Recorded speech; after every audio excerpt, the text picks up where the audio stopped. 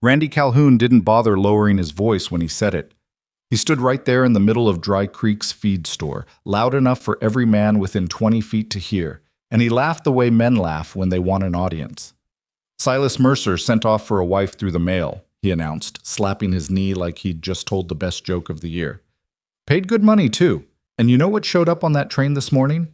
He paused, letting the anticipation build, his grin spreading wide and ugly across his sun-cracked face.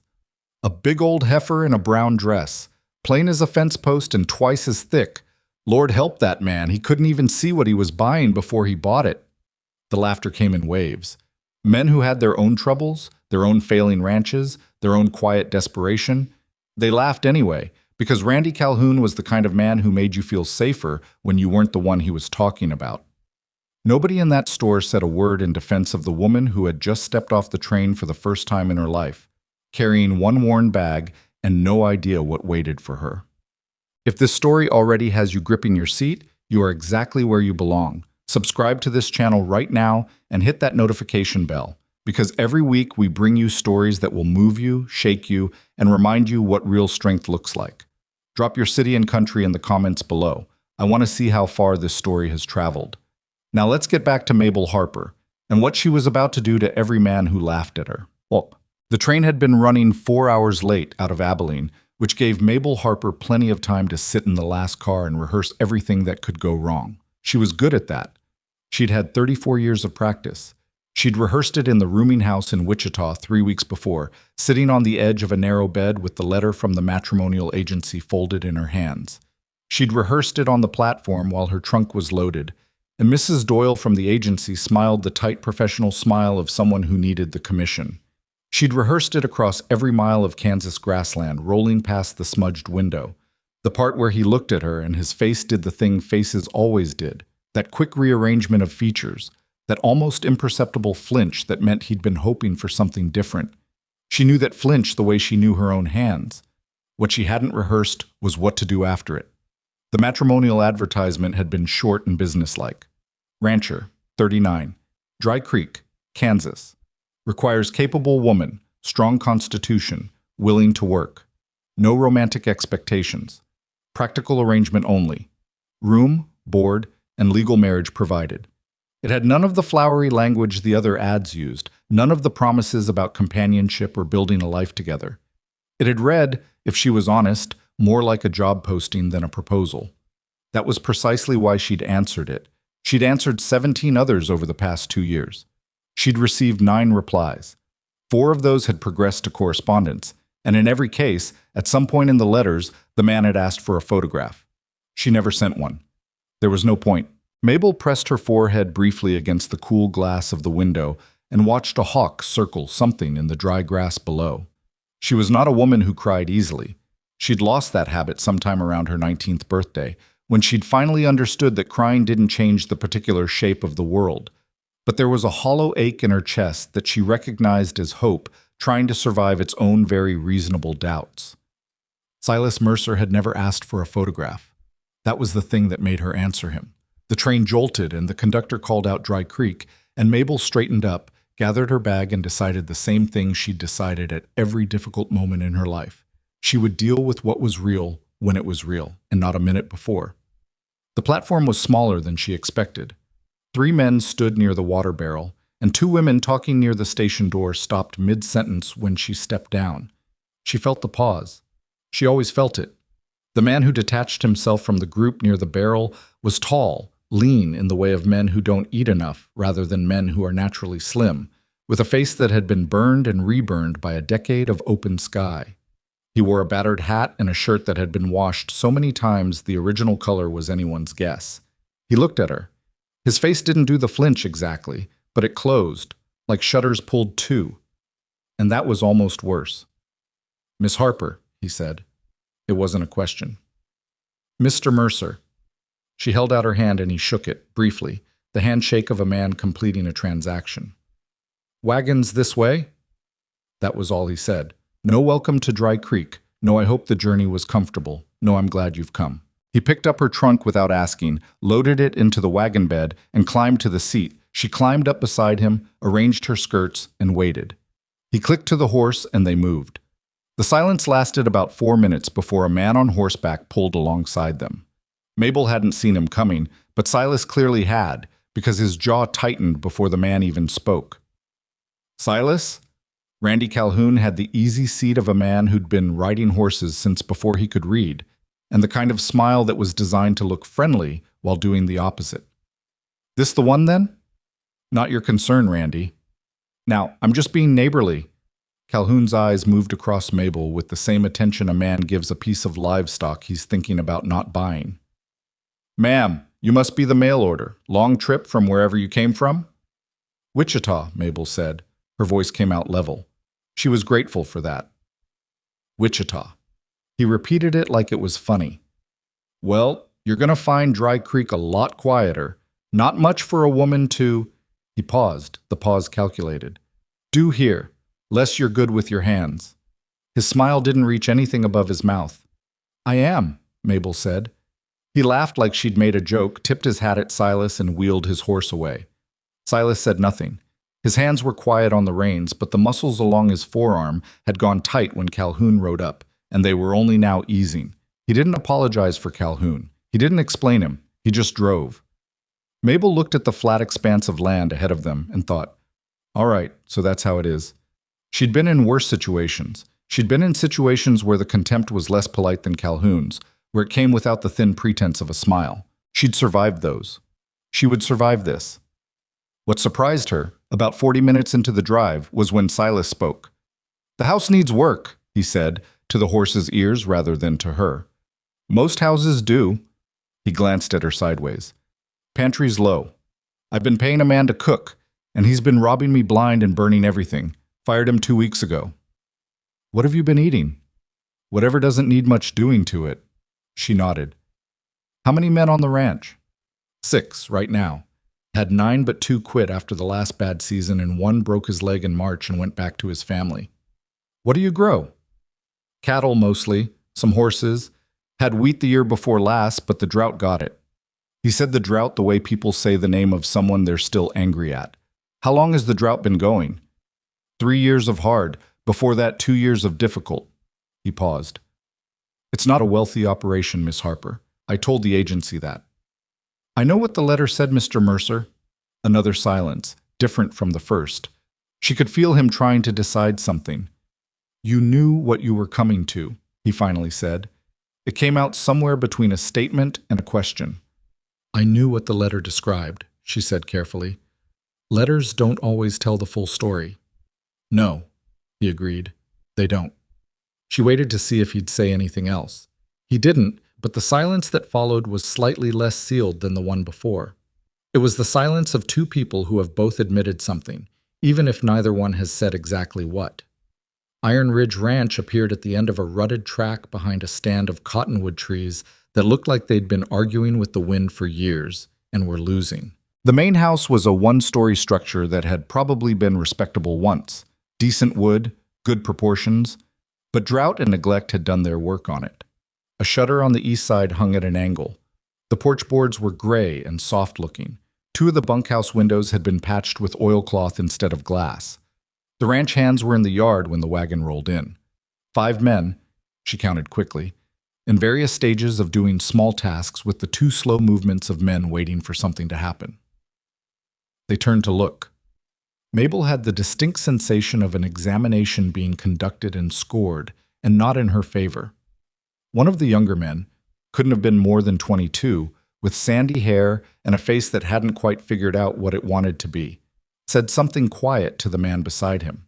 She didn't hear the words, but she saw the other man grin, and she understood the shape of it without needing the specifics. She climbed down from the wagon before Silas could help her, which she could tell surprised him, and she walked toward the house with her bag in hand and her spine straight. The kitchen hit her first. Not the smell, though the smell was bad enough. Old grease, burned something, and the particular sour note of a space where food had been poorly handled for too long. What hit her first was the state of it. The cook stove had a buildup on the iron that was going to take real scrubbing. The floor was tracked with mud that had dried to a crust in the corners. Dishes were stacked in a way that suggested they'd been near washing without quite achieving it. The pantry shelf had a sack of flour, a half-empty tin of salt, a few potatoes that were thinking about going bad, and a paper-wrapped piece of salt pork that was probably fine but deserved better company. She set her bag down. She looked at the kitchen for a long moment. Then she found an apron hanging on a hook near the back door, stiff with use but technically clean, and she put it on. Silas appeared in the doorway behind her. She could feel him watching her take in the room. "You don't have to start tonight," he said. "You just traveled all day." She turned to look at him. "When do your men expect supper?" "6 or so, usually." "What time is it now?" He checked the watch on his belt. "Coming up on 4. "That's enough time," she said, and turned back to the pantry. She heard him hesitate in the doorway. She could almost feel the argument he was running in his head. Whether to insist, whether to offer help, whether that would insult her. She'd seen that particular hesitation in men before. "I'll need more wood for the stove if what's there runs out," she said. "And a clean pot. The one on the stove's going to take longer than we have to get right. I'll get Hector to bring wood." "Thank you." He left. She heard him on the porch, heard the low exchange of his voice with one of the hands, heard boots on wooden steps. She turned to the flour and the salt pork and the tired potatoes, and she started figuring. She was not a formally trained cook. She'd learned in her aunt's kitchen as a girl, and she'd refined what she knew through years of keeping house for herself, and for 3 years for her brother's family before his wife finally decided she didn't want the help. What she had wasn't technique exactly. It was more like an understanding of what food was trying to do, what a piece of meat needed to become something worth eating, what flour and water and the right temperature could build from almost nothing. She got the stove going hot and started on the pork first, cutting it properly, rendering the fat slowly in the pan while she worked on the potatoes beside it. She found a small jar of dried herbs at the back of the pantry, someone's good idea from a previous year, and used them sparingly. She made biscuits from the flour, working the dough quickly because she knew from experience that doubt in your hands goes straight into the texture. Outside, she heard the hands moving around. She heard voices. Once, someone walked up to the kitchen window. She saw a shadow pass, and then walked away again. She didn't look up. The biscuits went into the oven. The pork finished, and she set it to keep warm, starting a pan of potatoes in the leftover rendered fat with the herbs and more salt than the kitchen probably usually saw. She found the coffee tin, almost empty but enough, and got a pot going. At 5:50, she heard boots on the porch. At 5:53, she heard them stop. She turned around with the pan of potatoes and found Silas Mercer standing in the kitchen doorway with 4 of his ranch hands behind him, and they were all just stopped, like men who'd walked into something they hadn't expected and needed a moment to reorient. The room smelled like hot biscuits and seasoned meat and coffee. After whatever had been happening in this kitchen for the past however many months, that smell was apparently enough to stop a man in his tracks. "Supper's ready," she said. "You'll need to pull the table out from the wall. There's more of you than there is room." Nobody moved for a second. Then Silas said, "Hector, table." And Hector, the same young sandy-haired man who'd been whispering something he thought was funny when she arrived, moved immediately, without a word of complaint, to pull the table. They sat. She served. She didn't speak during the serving because there was no need. The food was speaking plenty well on its own, judging by the sounds. The first biscuit disappeared before she'd finished passing the plates. The potatoes went in a silence that was different from any of the silences she'd experienced since arriving in Dry Creek, because this one was full rather than empty. She was filling the second plate when the youngest hand, she'd heard someone call him Dusty, said, with his mouth still mostly occupied, "Ma'am, what did you do to these potatoes?" "Cooked them properly," she said. Someone down the table made a sound that might have been a laugh, quickly converted into a cough. She was moving back toward the stove when she heard Silas's voice. "Miss Harper." She turned. He was standing at the end of the table, and he was pointing to the empty chair beside him. "Sit down." She looked at the chair. She looked at him. "There's enough on the table. Sit down." She sat down. Nobody said anything about it. She picked up a biscuit, she hadn't eaten since a dry piece of bread on the train at noon, and ate it, and the man named Hector passed her the potatoes without being asked. And somehow, without any formal announcement, she was at the table instead of serving it. It was the strangest sensation. Not comfort, exactly. Not yet. More like a door that had previously been closed was now just barely open, and the air coming through it was different from the air she was used to breathing. Silas didn't compliment the food during supper, neither did most of the men, in specific words. But when she got up to clear and found that every pan was empty, scraped clean empty, not just finished with empty, she understood that something had been communicated. Later, after the hands had gone back to the bunkhouse and she was finishing the washing up, Silas appeared in the kitchen doorway again. He had a habit of doing that, appearing in doorways rather than fully entering rooms, like a man who'd spent a long time being careful about where he put himself. "I'll show you where you'll sleep," he said. "There's a room off the back." She dried her hands and followed him. The room was small, a narrow bed, a window that faced east, a hook on the wall, and a washstand. Clean, at least.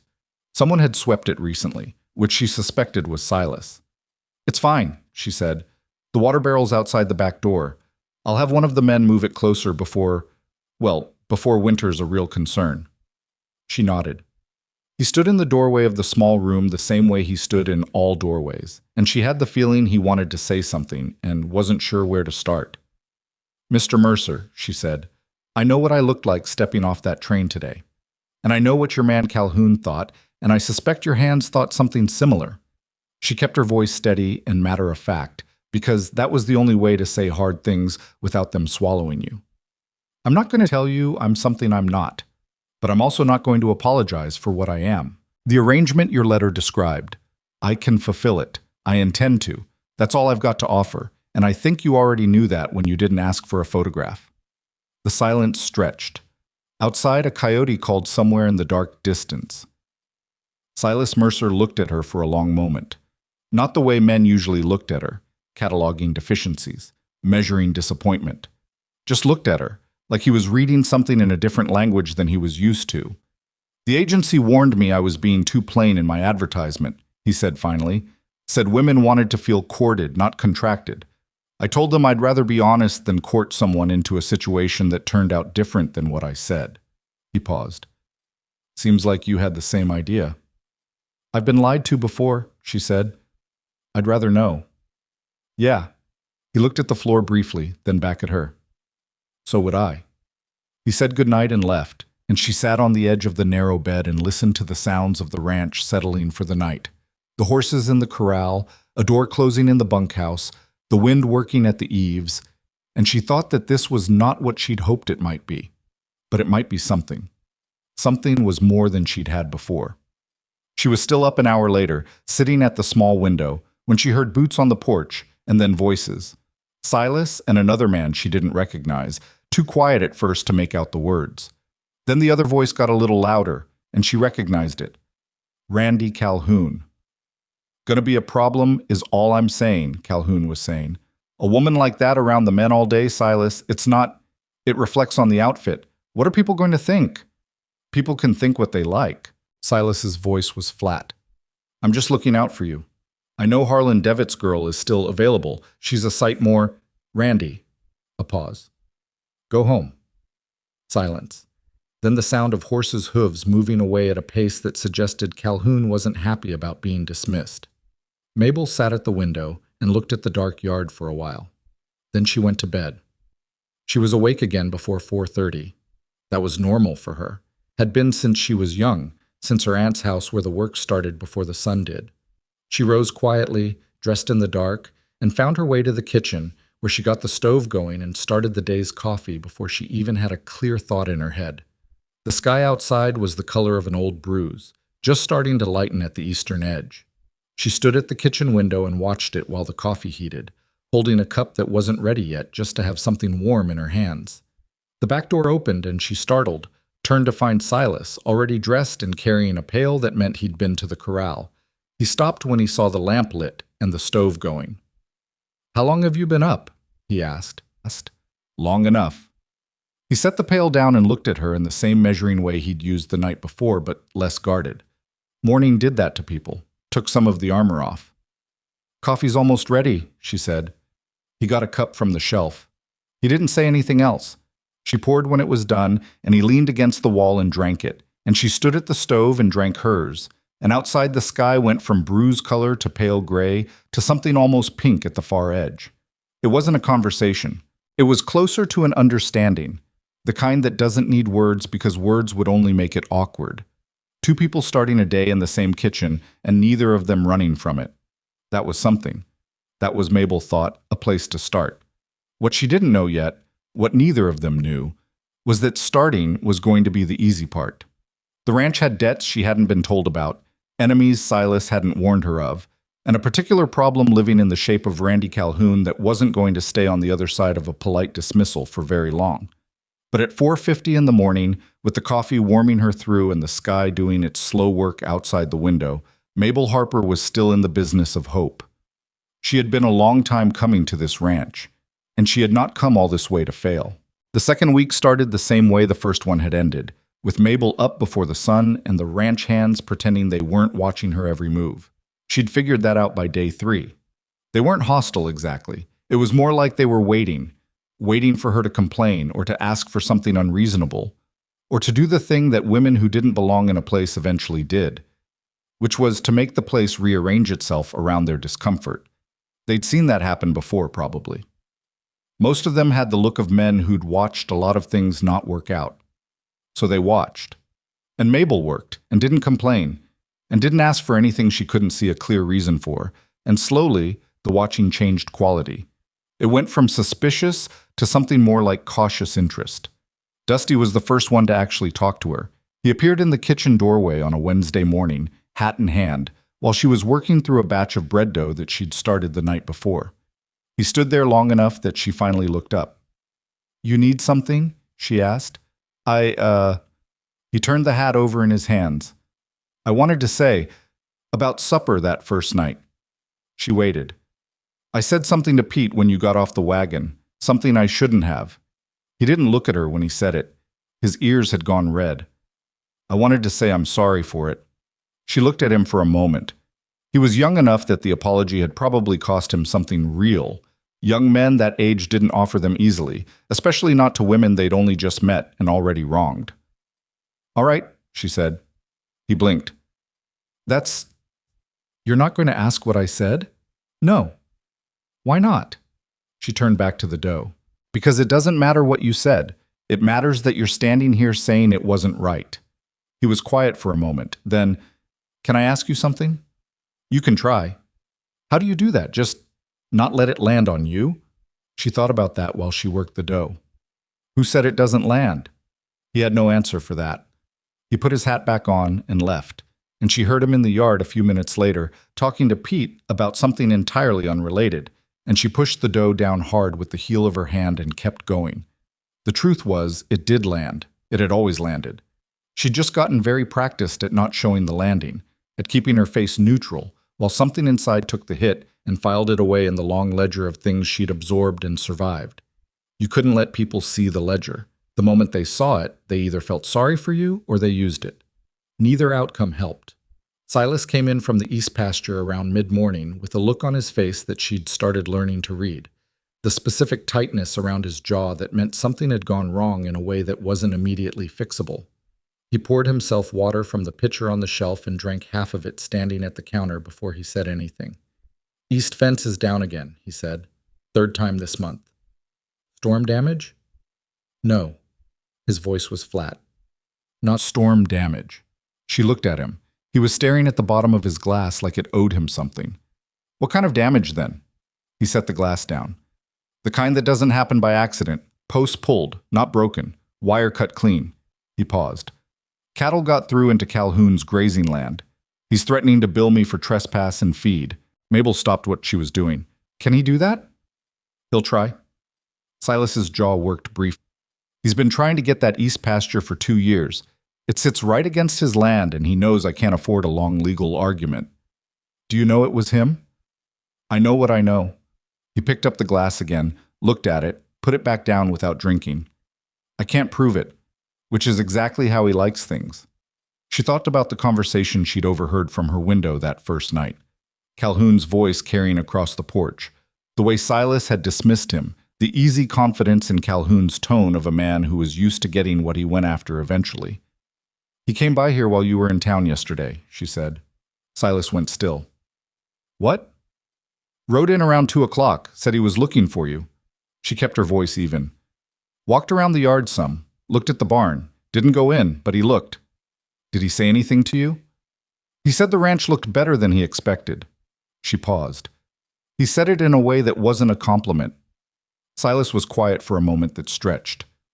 He's going to be a problem, he said finally, and she couldn't tell if he was saying it to her or to himself. He already is, she said. The question is what kind? He looked at her then, really looked, the way he did sometimes when she said something that surprised him, like he was recalibrating. She'd noticed he did that. He'd built up an expectation of who she was, probably before she'd even arrived, and reality kept bumping against it and he kept adjusting. She didn't mind. She preferred the adjusting to the alternative. I need to ride out and check the full fence line, he said. Could be down in other places, too. How long will you be gone? Most of the day. I'll take Hector. She nodded. I'll have supper ready by 6, same as always. He picked up his hat from the peg and was at the back door when he stopped. Miss Harper, don't let Calhoun in the house if he comes back. I wasn't planning to. He nodded once and went out.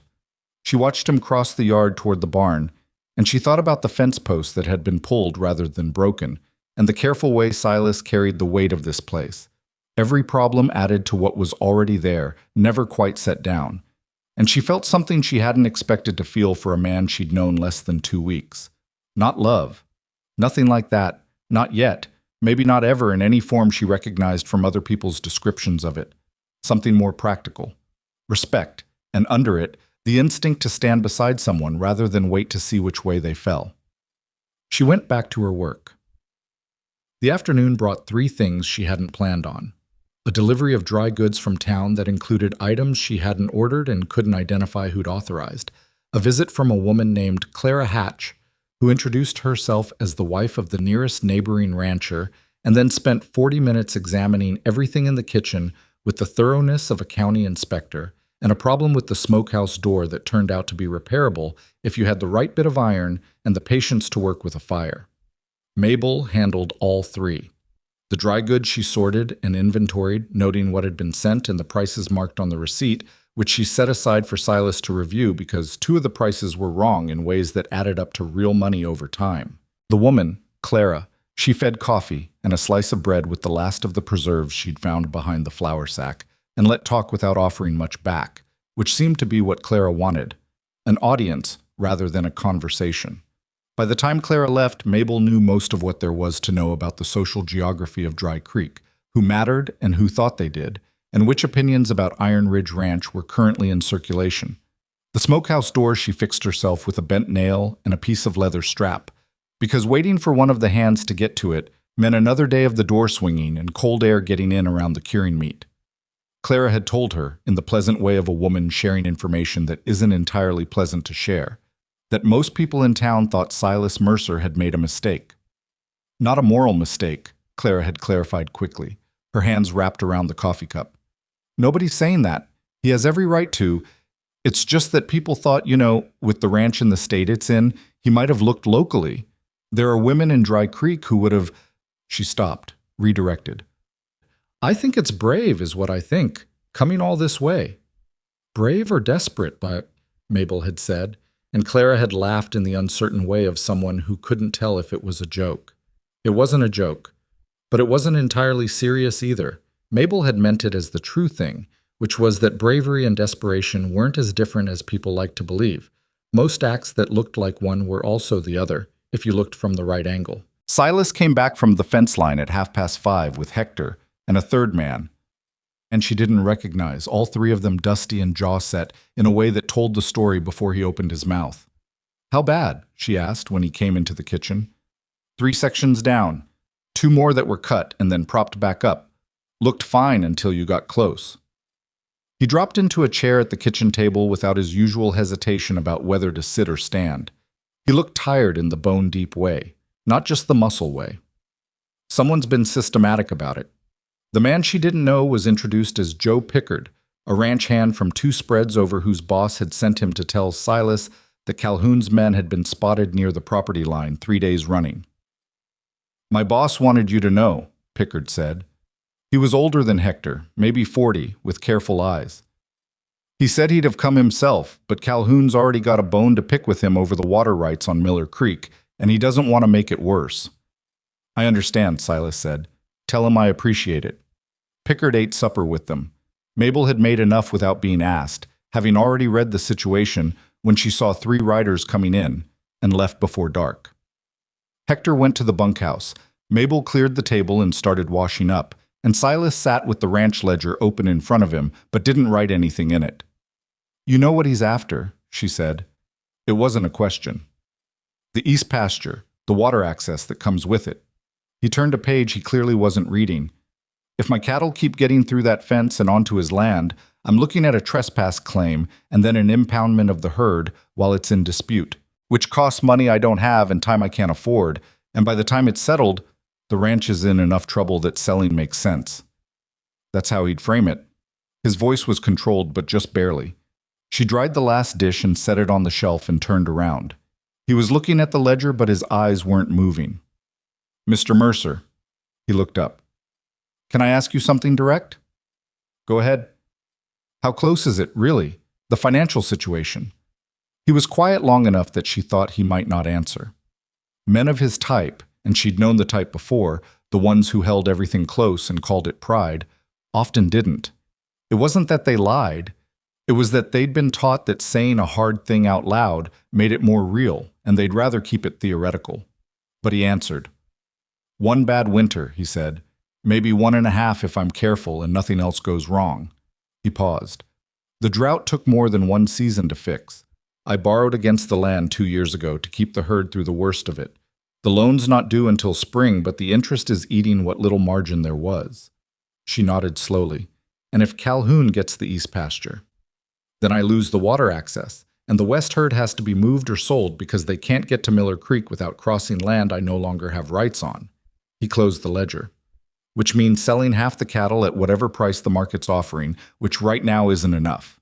She pulled out the chair across from him and sat down. She hadn't done that before. Sat at the table with him when it was just the 2 of them, not a meal. He noticed, she could tell. I want to see the ledger, she said. He blinked. The ledger? Yes. Why? Because you hired me to run this household, and I can't run it efficiently if I don't know the actual numbers. I've been working in the dark on what I can see and what I can guess, but guessing wastes. She kept her voice practical because practical was the register he responded to. I know how to keep accounts. I did it for 3 years for a dry goods business in Wichita before it closed. He looked at her for a moment with that recalibrating expression. Then he slid the ledger across the table. She spent an hour with it. He sat across from her and answered questions when she asked them, and she wrote notes on a piece of paper she'd taken from beside the stove. She found what she'd expected to find, a business that was being run with intelligence and care, but without enough money to absorb any further shock, and with a structural problem in the supply costs that wasn't dramatic but was consistent, the kind of slow leak that didn't sink a boat fast but sank it sure. You're paying almost 40% more for flour and dry goods than you should be, she said. Who's your supplier? Atkins' store in town. Are you paying cash or credit? Credit, running account. And Atkins sets the prices. The prices are the prices. No, she said. The prices are what he charges you. There's a supplier out of Abilene that the Hatch Ranch uses. Clara Hatch mentioned it this afternoon. And their rates on staples are better by 1/3. You'd have to buy in larger amounts and arrange pickup from the depot, but the math works. He stared at her. You got that from Clara Hatch. She talks a lot. I listened. He sat back in his chair. Something in his face shifted in a way she couldn't quite name. Not quite disbelief and not quite admiration, but somewhere in the territory between them. She's been coming here for a social call for years, he said. I've never learned one useful thing from those visits. You weren't asking the right questions. I wasn't asking any questions. I was usually trying to get back to work. She almost smiled, kept it small. There's also the matter of the feed account. You're carrying 4 months of feed on credit at a rate that's compounding. If you could pay that down partially in the next 60 days, the interest drops enough to matter. I don't have cash in hand to pay it down. No, but you have the horses. She paused, choosing words carefully. Hector told me you've got 3 that aren't part of the working stock. Quarter horses you've been holding. He mentioned it when we were talking about the hay. I was waiting for the spring fair price. Spring is 5 months away and you're paying compounding interest now. She tapped the ledger page. If you sold 2 of them at current market, even at a discount from the fair price, the math still favors the sale. He was quiet. She could see him running the numbers, pushing back against it, running them again. You've done this before, he said. I've needed to make things work before, she said. Same thing, more or less. He picked up the ledger and looked at it in the way of a man seeing something he'd been staring at so long it had stopped looking like information and had started looking like furniture. You're right about the horses, he said finally. I knew it before you said it. He stopped. Holding on to them felt like keeping options open, she said. He looked at her sharply. Then almost unwillingly, yeah. Selling them doesn't close the options, she said. It buys you more. He nodded slowly. He looked at the ledger for another moment, then closed it. He didn't slide it back to his side of the table. He left it between them, which she took for what it probably was, an acknowledgement that this was now shared territory. Outside, the wind had picked up. She could hear it working at the loose shutter on the east side, the one she'd mentioned twice to no result, the rhythmic tapping of wood against wood that was going to become a real problem if the weather turned serious. The shutter on the east side needs to be properly secured, she said. He looked at her. I know, he said. Hector could do it in an hour if someone asked him. I'll ask him tomorrow. The weather's coming. Miss Harper. His voice had a flat quality, not unkind. I'm aware of the shutter. She nodded and let it go. There were hills to die on, and there were loose shutters, and she'd learned early which was which. She gathered her notes and stood up. I'll have the supply comparison written up properly in the morning, she said. With the numbers clear, you can decide what to do with it. All right. She was at the kitchen door when he said her name. She turned. He was still at the table, the closed ledger in front of him, the lamp making the kitchen look smaller and warmer than it felt in daylight. The letter I sent to the agency, he said. I wrote it plain because I didn't want someone to come out here thinking it was something it wasn't. A woman who'd built an expectation of... He stopped, tried again. I've had this ranch for 11 years. Most of those years I managed it the way it needed to be managed, and it was fine. These last 3, another stop. What I'm trying to say is that I don't always... He made a frustrated gesture at the air. I'm better with fences than I am with words. She looked at him for a moment. Mr. Mercer, she said, I came here knowing it was going to be hard. I didn't come here because I needed easy. She paused. And I didn't answer a letter that asked for a capable woman and then expect to be treated like a decorative one. The corner of his mouth moved. It was the closest thing to a smile she'd seen on him. Get some sleep, she said. You've got horses to sell and a fence line to watch and a supply chain to fix. And a shutter. And a shutter, she agreed. She went to her room. She sat on the edge of the bed for a while and listened to the wind and thought about the ledger and the fence posts and the careful, controlled way Silas Mercer talked around things that mattered to him.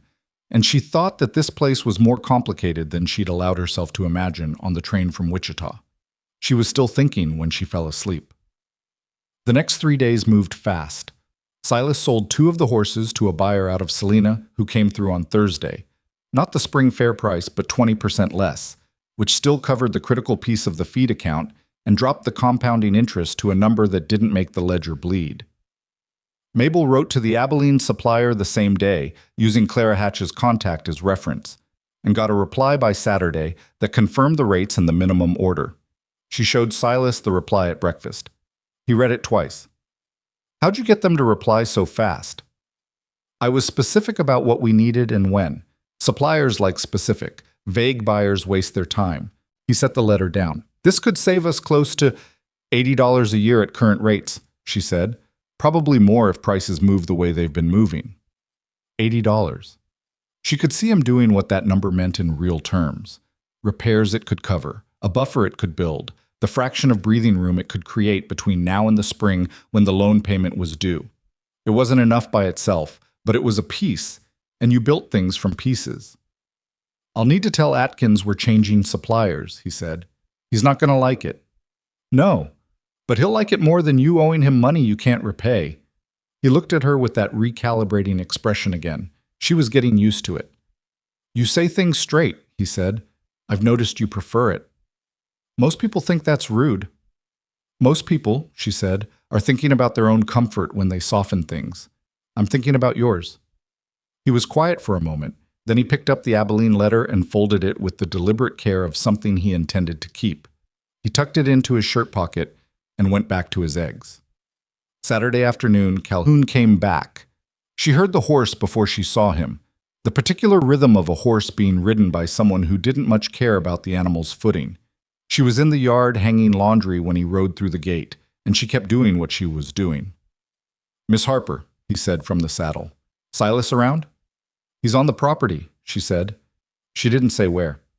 Calhoun looked around the yard with the proprietary air of a man inventorying something he expects to own. "Place is looking tidier. You've been busy." "Yes." "That's good. A woman with something to do is a woman with less time for ideas." He smiled the smile. "Silas is a lucky man to have someone keeping the domestic side in order while he figures out the ranch business." She pulled a shirt from the basket and shook it out before pinning it. "Was there something specific you needed, Mr. Calhoun? Or were you just passing through?" He shifted in the saddle. People who were used to making others uncomfortable didn't like having the discomfort reflected back at them cleanly. It took them a moment to adjust.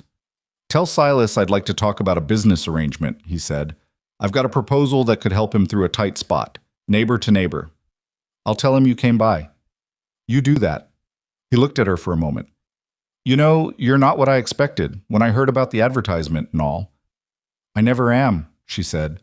He rode out. She finished the laundry and then stood in the yard for a moment with her hands at her sides and the wind moving through the clean, wet sheets, and thought about neighbor to neighbor and business arrangement and the east fence post pulled clean from the ground. She thought about what Silas had said. 1 bad winter, maybe 1.5 if nothing else goes wrong.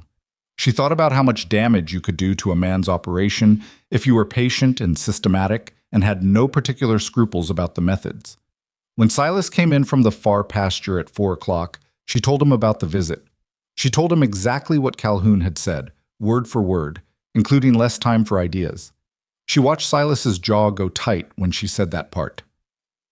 "He wants to offer me a buyout," Silas said. "That's what the business arrangement is. He's been building toward it for 2 years.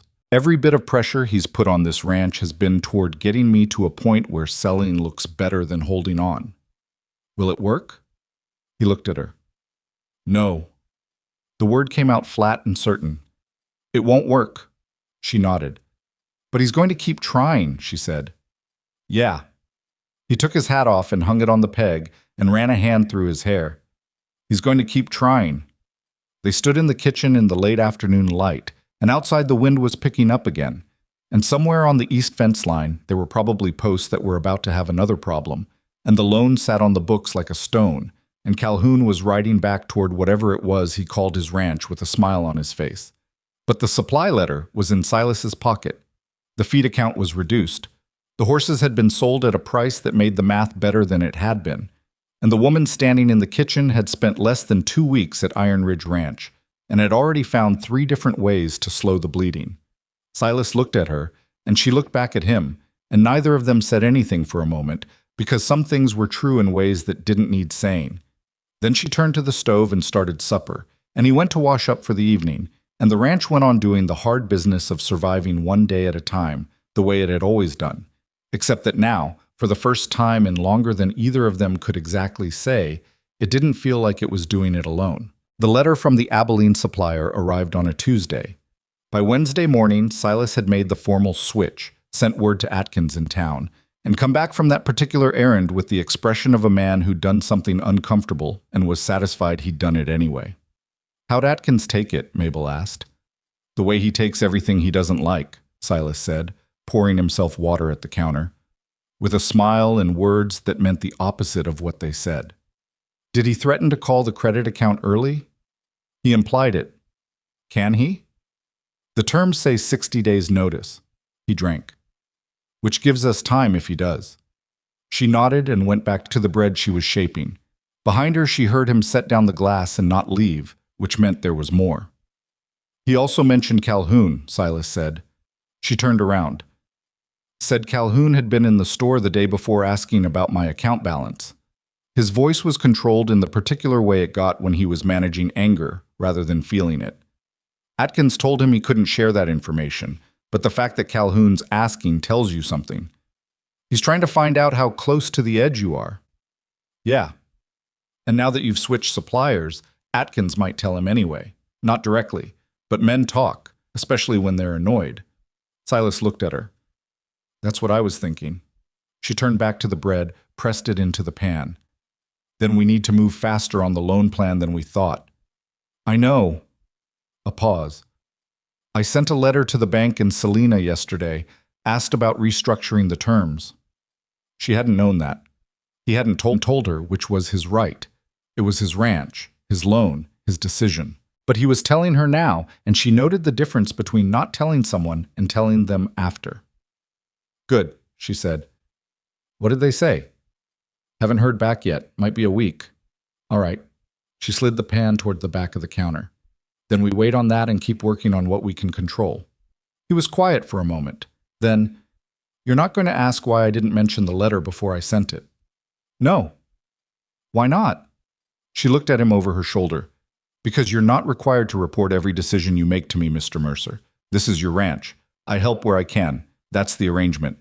He was quiet again, a different kind of quiet this time. That's a generous way to see it, he said finally. It's an accurate way, she said. Generous would be pretending I wasn't a little irritated that I found out after Atkins already knew. He almost laughed. It wasn't quite a laugh, more like the sound a man makes when something catches him off guard, and the laugh gets halfway out before he remembers he doesn't do that. But it was close enough to change the temperature of the room. She didn't make a thing of it. She just went back to work. The end of October hit Iron Ridge Ranch the way the end of October. Hit most of the Kansas frontier, fast and without much courtesy. The mornings went from cold to genuinely punishing in the space of a week, and the work that needed doing before the first real freeze compressed itself into days that started in the dark and ended the same way. Mabel had known hard seasons before.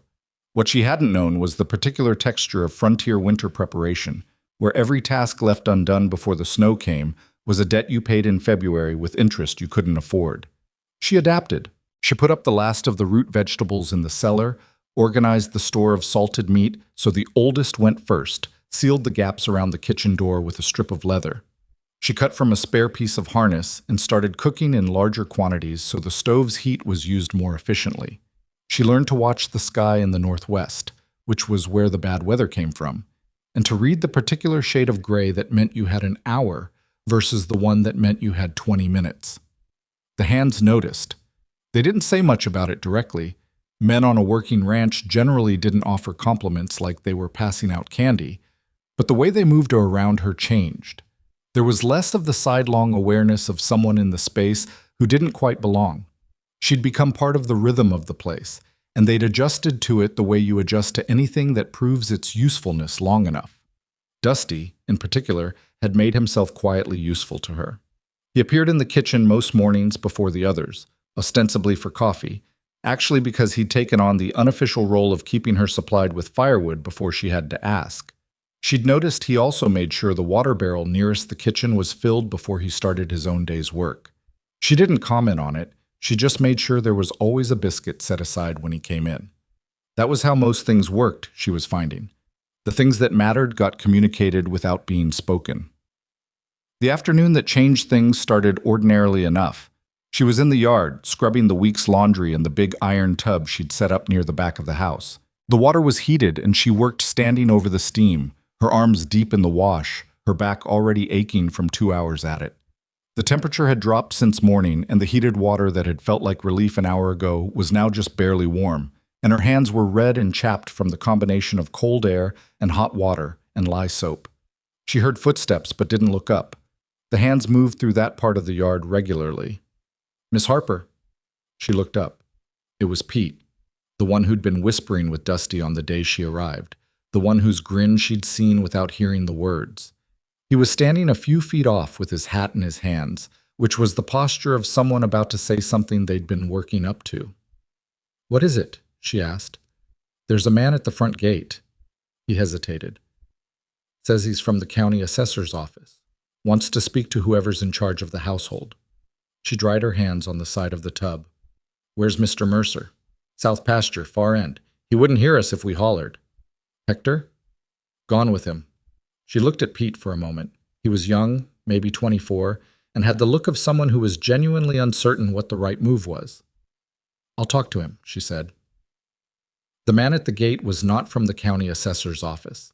She knew it before he finished his opening sentence because he used the word assessment and property value and routine review in a string that had been prepared in advance and lost its natural rhythm in the delivery, the way a lie does when it's being told by someone who's not quite comfortable with lying but has been asked to do it anyway. He was young, younger than Pete, probably, with careful clothes and a nervous quality around his eyes. What's your name? She asked. He told her. Franklin Weeks said he was from Hayes. Mr. Weeks, she said. The county assessor's office doesn't do individual property reviews in October.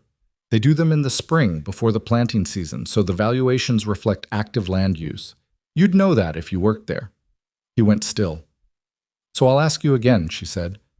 What's your actual business here? A long pause. He was young enough that he hadn't yet developed the ability to hold a lie when it was clearly failing. Mr. Calhoun asked me to come, he said finally.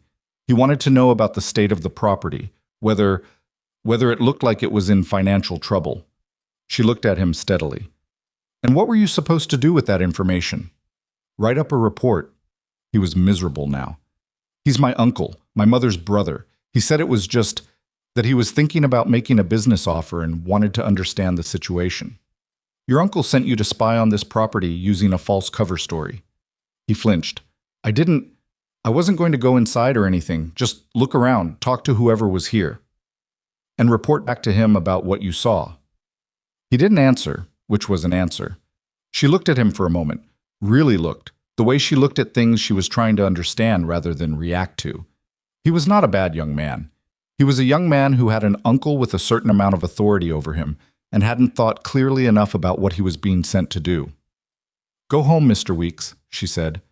And when your uncle asks what you found, you tell him the ranch is in better shape than he's been counting on. He blinked. That's what you want me to say? It's what's true, she said. And yes, I want him to know it. She watched him ride away and then stood at the gate for a moment longer than she needed to. The wind came across the flat ground from the north, and she felt it on her still damp hands and arms. And she thought about Calhoun sending his nephew on a scouting mission, and about the East Fence, and about the Atkins store, and about all the small, careful pressures being applied to one man's livelihood, with the patience of someone who believed he was going to win eventually. The anger that moved through her was clean and purposeful, not hot, more like cold running water, the kind that didn't rage but carved. She went back to the laundry. She was wringing out the last of the sheets when she heard the horse in the yard behind her, coming fast, not the measured pace of the end-of-day return. She turned to see Silas coming in from the south at a canter, which he didn't do unless something was wrong. He dismounted before the horse had fully stopped and came toward her with a grim expression she hadn't seen before. There's a problem with the water, he said. She set down the sheet. The creek? The diversion ditch on the east side, the one that runs from Miller Creek into the main water channel for the west pasture. He pulled off his gloves and pushed a hand through his hair. It's been blocked, deliberately. How bad? The cattle on the west side haven't had proper access since at least yesterday, maybe the day before. His voice was controlled, but underneath it was the specific anger of a man watching something he can't afford lose happen in front of him. I noticed the herd bunching this morning. Took me until now to track it back to the ditch. Is there another way to water the west herd? If I move them to the north pond, but the north pond is already being used by the east herd, and it's not big enough for both in dry conditions, and we've had dry conditions for 3 years. He stopped. It's not a solution. It's just moving the problem. How long to unblock the ditch? Tomorrow, maybe. If I put all the men on it and nobody has to do anything else. He said it with the flatness of someone listing costs they can't afford in a ledger that's already overdrawn. Then do that, she said. The other things can wait one day. The other things can wait, she said more firmly. 1 day without the regular maintenance doesn't sink the ranch. 2 days without water might. He looked at her. She could see him running through it. Right, he said. He was already turning back to the horse. Silas. He stopped. It was the first time she'd used his given name without the Mr. in front of it. She wasn't sure she'd meant to, and he clearly noticed. The assessor's office visit, she said. There was a young man here this afternoon, claimed to be from the county assessor. He wasn't. He turned fully to face her. She told him about Weeks. All of it, including what the boy had said about Calhoun being his uncle, including what she'd told Weeks to report back. When she finished, Silas was quiet for a moment that stretched long enough to make her wonder if she'd overstepped somewhere. You told him to tell Calhoun the ranch was in better shape than he was counting on, he said. Yes. Why? Because if Calhoun thinks the financial pressure is working, he'll increase it. If he thinks it's not working, he has to decide whether to try something different or pull back. She paused. Either way, it buys us time and information. Silas looked at her with an expression she hadn't seen on him before. It was somewhere past respect and not quite something else, and it was there for only a moment before his face went back to its usual working arrangement. I need to get the men organized, he said. Go, she said. He went. She picked up the wet sheet from the tub and began wringing it out, and her hands ached with the cold and the work. And she thought that she had not come to this ranch to be managed around, had not traveled all the way from Wichita and absorbed everything she'd absorbed in the first weeks here, to stand still while someone tried to dismantle what she'd had a hand in building. The next morning, all 6 hands went to the East Ditch. Silas went with them, which left Mabel and the ranch itself to each other for the better part of the day. She used the time. She went through every supply cabinet and cellar shelf and wrote a complete inventory. Not the rough mental accounting she'd been running, but a proper written list with quantities and estimated consumption rates and the dates by which each item would need to be replenished.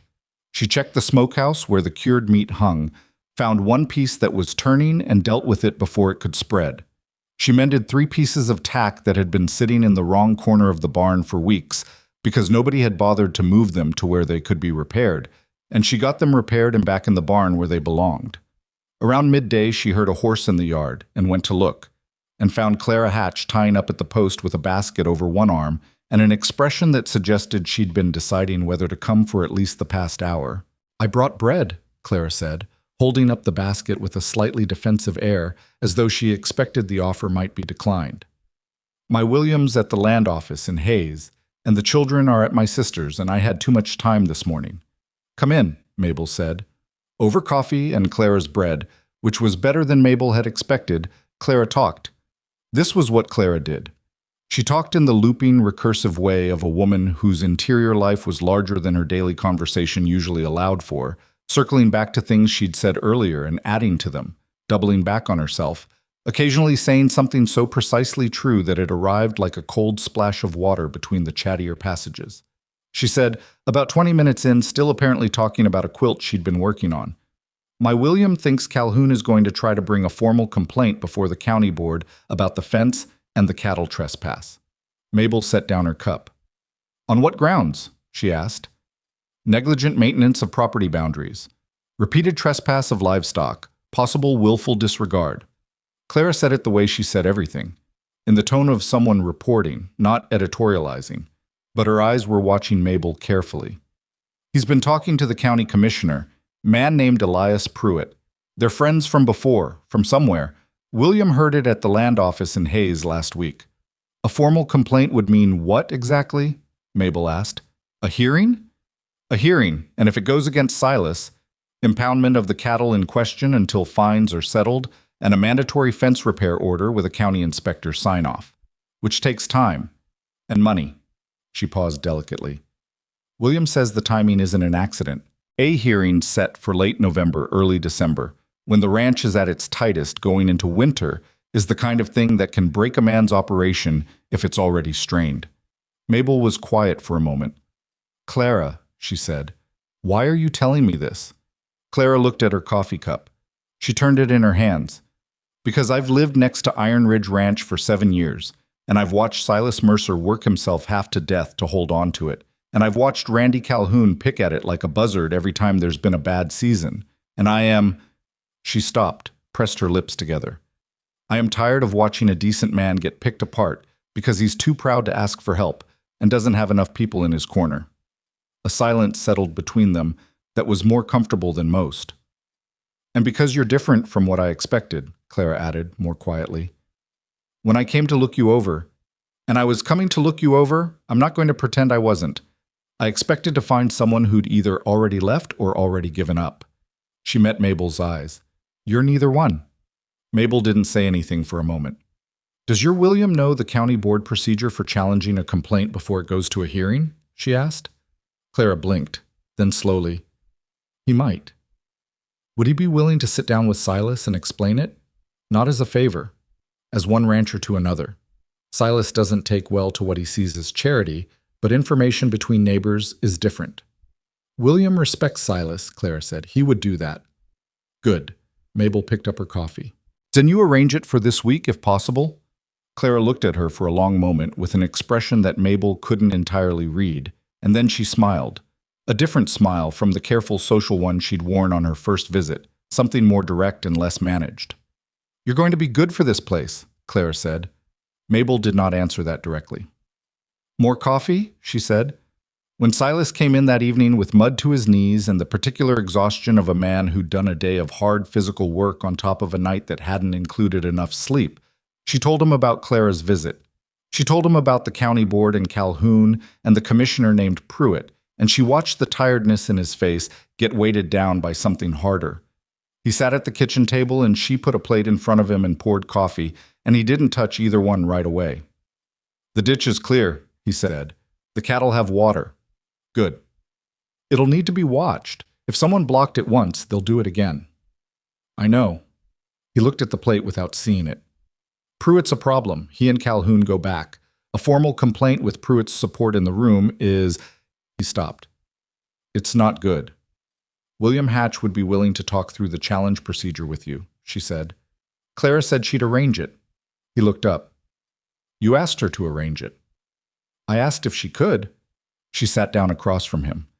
"I thought you'd rather have it framed as information between neighbors than as help from the new wife who's been here a month." He was very still for a moment. "You thought right," he said quietly.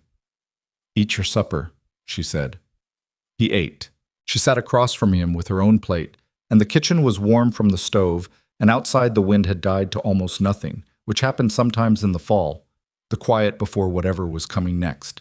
She thought about the things that had happened in the weeks since she'd stepped off the train in Dry Creek, the supper that had changed the room, the ledger spread across the table between them, the boy at the gate who'd been sent to spy, the blocked ditch, the county commissioner, and the carefully planned complaint. Each one was a pressure. Each one was designed to add to the weight already on this ranch. And each one had been met not because she was exceptional, but because she was present and paying attention. That was what the work was, really. Staying present, paying attention, doing the next thing, and the next one after that. She looked at Silas across the table. He was eating with the focused attention of a man who was hungry and knew that being fed was important, and his hands were rough and still faintly dirty despite the wash. And there were new lines in his face that might have been there before or might have arrived in the last month. She couldn't tell. He looked like a man who was holding on. What he probably didn't know was that holding on was enough. That holding on, done consistently, was the same thing as winning in the end. She picked up her fork. Above was the same thing as winning in the end. She picked up her fork. Above the kitchen, the roof held. Outside, the repaired fence line held. In the cellar, the provisioned shelves held. And at the table, the two of them sat in the kind of quiet that wasn't empty anymore, the kind that had been built over weeks of early mornings and difficult conversations and work that hadn't asked anyone's permission before it needed doing. That was something worth holding. It was, Mabel thought, more than something. In the particular arithmetic of lives that had been scraped down to what was real, it was nearly everything. The cold deepened overnight. By morning, the first thin skin of ice had formed at the edges of the water barrel, and Dusty came in stamping his boots and blowing on his hands, and Mabel had the oatmeal ready before he'd finished hanging up his coat. He looked at the bowl and then at her and didn't say anything, because there was nothing to say. And that was fine.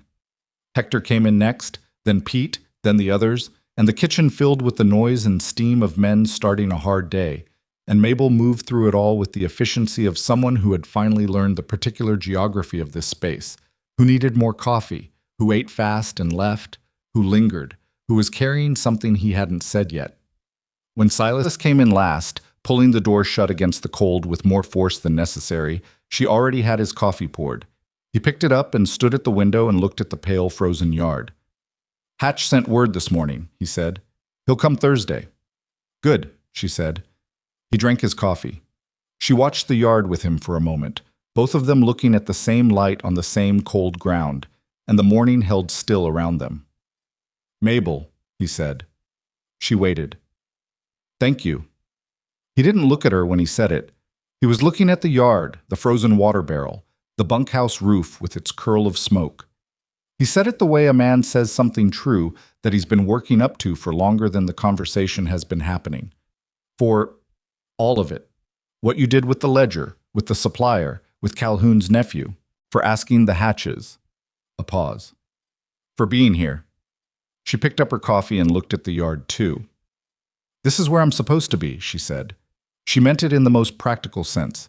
She had nowhere else, and this was the arrangement, and she'd made her peace with that.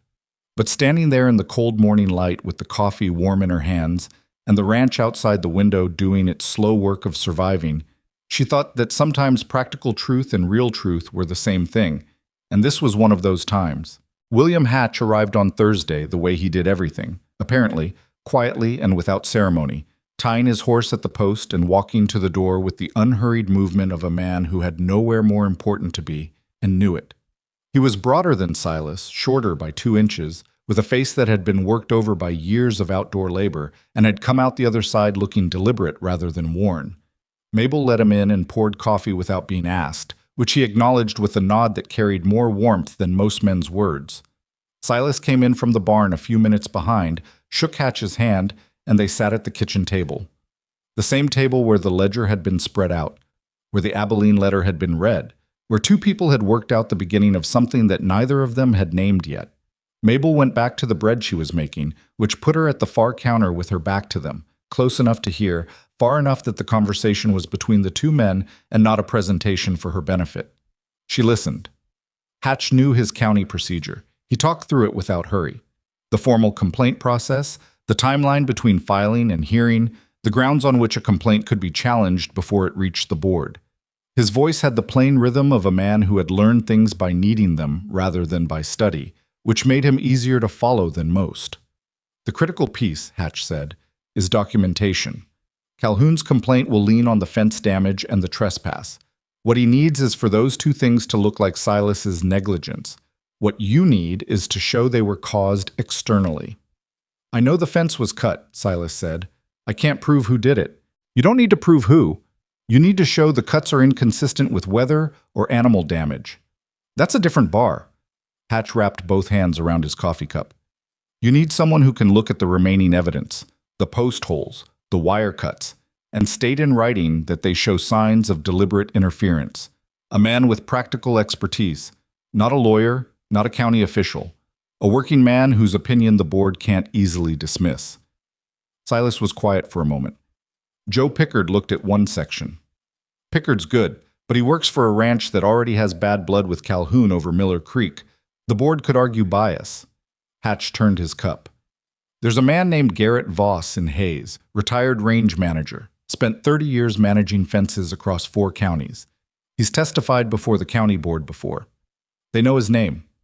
If Voss puts his name on a report saying that fence was deliberately interfered with, Calhoun's negligence argument collapses. Can Voss be reached?" "I'll reach out to him for you," Hatch said. "I know him from the Water Commission. He's not cheap, but his word carries." "I'll find the money," Silas said. After Hatch left, Silas sat at the table for a while without moving. The kitchen was quieter than usual. The hands were working the far north section all day, and the house had the particular stillness of a place where people are somewhere else. "Voss," Silas said, to no one in particular. "I've heard that name." "You trust Hatch's judgment?" Mabel asked. "Yes." He paused. "He didn't have to come here. He's got his own problems with Calhoun over the creek rights. Doing me a favor puts him in a complicated spot. He came anyway." "Yeah." Silas pushed back from the table and stood. "Some men are like that." She didn't say anything. She just pressed the bread dough into the pan and put it near the stove. He went back out to the barn, and the house settled around her, and she thought about the word documentation and how it was both a legal concept and something older. The idea that what was true needed to be witnessed, needed to be made visible in a form that couldn't easily be unmade. She'd spent her life being poorly documented. People looked at her and wrote their own notes, and those notes rarely matched what she actually was. She understood, in a bone-level way, the injustice of having your reality defined by someone else's interpretation of it. That understanding made Calhoun's campaign feel personal in a way she hadn't entirely expected. She started keeping her own written record that week. Not loudly, not with any announcement. She took the small notebook she'd brought in her bag from Wichita, the one she'd kept accounts in previously, and began entering dates and observations. The date the fence had been found down, the section, the nature of the damage, the date the ditch was blocked, the method, the repair time. Franklin Weeks' visit, what he'd said, what she'd told him. The supply account discrepancies. The date Calhoun had appeared in the yard, his exact words, the time of day. She did not tell Silas she was doing it. She wasn't sure yet what it was or whether it would be useful, but she had learned, over a life that had frequently required her to reconstruct events after the fact, that the difference between having a record and not having one was the difference between being believed and being managed. November arrived, and with it the first real snow. Not a dusting, but 4 inches overnight, which transformed the yard into something that looked deceptively clean and was actually extremely inconvenient. The horses needed more attention. The cattle needed checking. The water troughs needed to be broken clear of ice before the animals could drink, which meant someone was out before dawn every morning with an axe handle doing work that was simple but cold and relentless. Mabel added a third kettle to her morning rotation, so there was always hot water available. She started adding more fat to the hands' meals, not because she'd been asked to, but because she'd grown up around men who worked outdoors in winter, and she knew what a body needed that it wouldn't necessarily ask for. More calories, more warmth going in. She kept the kitchen stove burning through the night, banking it carefully before bed so it was never fully cold when someone needed it. Dusty noticed first, which she'd expected, because Dusty noticed things. "You put lard in the biscuits now," he said one morning, not accusatory, just observational. "Yes," she said. "They're better," he said. "They're warmer," she said. "Same thing, in November." He grinned, a real grin, not the sideways uncertain one he'd come in with, and poured his coffee and took his biscuits to the table. She was at the stove 3 mornings later when Silas came in earlier than usual, his breath visible, his hands clenched inside gloves that weren't quite enough for how cold it had gotten overnight. "The north water trough has a crack," he said. "It's been leaking since yesterday. I didn't catch it until this morning." She handed him coffee without turning around. "How bad?" "Manageable if I deal with it today. Problem tomorrow." "Do you have pitch, tar?" "Some. Might not be enough." He drank, with hands around the cup. "I need to go into town. I'll write you a supply list while you get ready. There are other things we're running low on." He was halfway to the door when he stopped. This was a habit she'd cataloged by now. The stops in doorways, the pauses on thresholds. It was where he did most of his thinking out loud. "Calhoun was in town yesterday," he said. Hector heard it from the man at the feed depot. Said Calhoun was at the land office. She turned around. "The land office," she said. "Yeah." She thought about that. The land office was where you went when you were researching ownership records, boundaries, liens. It was also where you went when you were preparing to file something official about a piece of property that wasn't yours yet. "When is Voss coming?" she asked. Hatch said he'd have a date by end of week. "Can you push for sooner?" Silas looked at her. "I'll send a letter today," he said. She nodded and went to get paper. She wrote the supply list and then wrote a separate note to Hatch. Not from Silas, but from herself, because sometimes a thing got done faster if a different person was the one asking, explaining that the timeline had become more urgent and requesting that Voss be contacted within the next 48 hours, if at all possible. She gave both notes to Silas without explaining the second one. He read it, looked at her, and folded both into his coat pocket. "I'll be back by mid-afternoon," he said. "I know," she said. He left, and she stood at the window and watched him go, and thought about the land office, and Calhoun, and the month that had passed since she'd stepped off a train, and into a situation that had turned out to be considerably more complicated than the letter had described. She didn't regret it. That surprised her sometimes, when she had a moment to notice it. A woman with fewer illusions about life than she'd ever had, who had built those reduced illusions through a sequence of hard lessons, should have been more prone to regret. But the daily work of this place had a weight and a texture that was real, in a way that the rooming house in Wichita had not been. This mattered.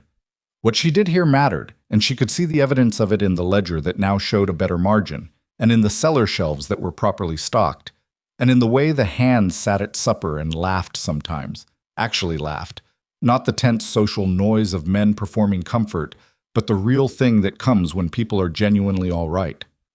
She had not made that happen by herself, but she had been part of it, and that was more than she'd had before. The afternoon brought a problem she hadn't anticipated, in the form of a pain in her left hand that started at the base of her thumb and spread up through the heel of her palm while she was kneading a double batch of dough. She'd overworked it, too much heavy laundry in the cold, too many hours at the stove, and the kneading was the last thing it was willing to tolerate without complaint. She finished the batch because stopping in the middle was worse, but by the time she got the dough set to rise, her hand was throbbing in a way that made small tasks difficult. She wrapped it tightly with a strip of cloth and went on with the afternoon. Hector found her trying to lift a pot of beans one-handed and gave her a look that was more direct than she expected from him. "You hurt your hand," he said. "It's a strain. It's fine." "That's not fine." He took the pot from her, not aggressively, just practically, and set it on the stove himself. "I can lift things. I don't need Miss Harper." He turned to look at her squarely. He was not a man who usually looked at people squarely. He was more the sideways type, careful, watching from an angle. "I've been on this ranch 4 years. I've seen 3 different men try to manage it and run themselves into the ground doing it. Don't be the 4th. She looked at him. "That's a very specific piece of advice from someone I didn't ask," she said. "Yes, ma'am." He didn't apologize for it. He just looked at her with the steady patience of someone who'd made his point and was willing to let it sit. She let him move the pot. When Silas came back from town, he found her at the table with her hand wrapped, doing paperwork one-handed with her good hand. He stopped in the doorway. Of course he stopped in the doorway, and looked at the wrapping. "What happened?" "Overworked it. It's a strain." He came into the kitchen properly, which he didn't always do. Usually he stayed in the threshold until something drew him fully in. He set down the supplies he'd brought and came to the table and looked at her hand. "Did you wrap it yourself?" "Yes." "Let me see." She held it out. He unwrapped it with hands that were careful and impersonal, examined the swelling at the base of her thumb, pressed gently in 2 places to find where it hurt. She kept her face neutral when he hit the sore point, but she felt him notice the slight tension. "You need it wrapped tighter," he said, "and you need to stop using it for the rest of today. Hector can handle supper prep." He was already re-wrapping, with a firmness that was more confident than she'd expected. "He's done it before. He's not as good as you, but nobody's going to starve. The bread needs... Dusty can manage bread. He watched you do it enough times." He tied off the wrap. "Sit here for an hour, or go lie down, either one." She looked at him. "Mr. Mercer," she said, I'm not made of glass." "I know that." He met her eyes. "That's not what this is." A silence. "I need the hands working tomorrow," he said more quietly. "I need you working tomorrow. You rest now, or you can't work tomorrow. That's just arithmetic." She recognized the logic because it was the same logic she used on him when he pushed himself past the useful point. She recognized being managed by her own methods, and she couldn't entirely decide whether that irritated her or not. "1 hour," she said. "2," he said, and went to find Hector before she could argue. She sat at the kitchen table and listened to the sounds of other people managing her kitchen, and it was uncomfortable in the specific way that being cared for is uncomfortable when you've spent a long time being the one who does the caring. But she left her hand still, and she sat in the chair, and she listened to Hector swear quietly at the bread dough, which she suspected was stiffer than it should have been because she'd overworked it before she noticed the pain, and she thought that uncomfortable was not the same as wrong. Voss arrived 12 days later. He came without announcement, which Mabel gathered was his way. Hatch had sent word the day before that he was coming, but the time had been approximate, and he rode in at 10 in the morning while she was in the middle of reorganizing the cellar and Silas was in the east field checking the repaired fence sections. She heard the horse, came up from the cellar, and found a man in his late 60s dismounting at the post, with the deliberate movements of someone whose joints had opinions about cold weather. "Ma'am," he said.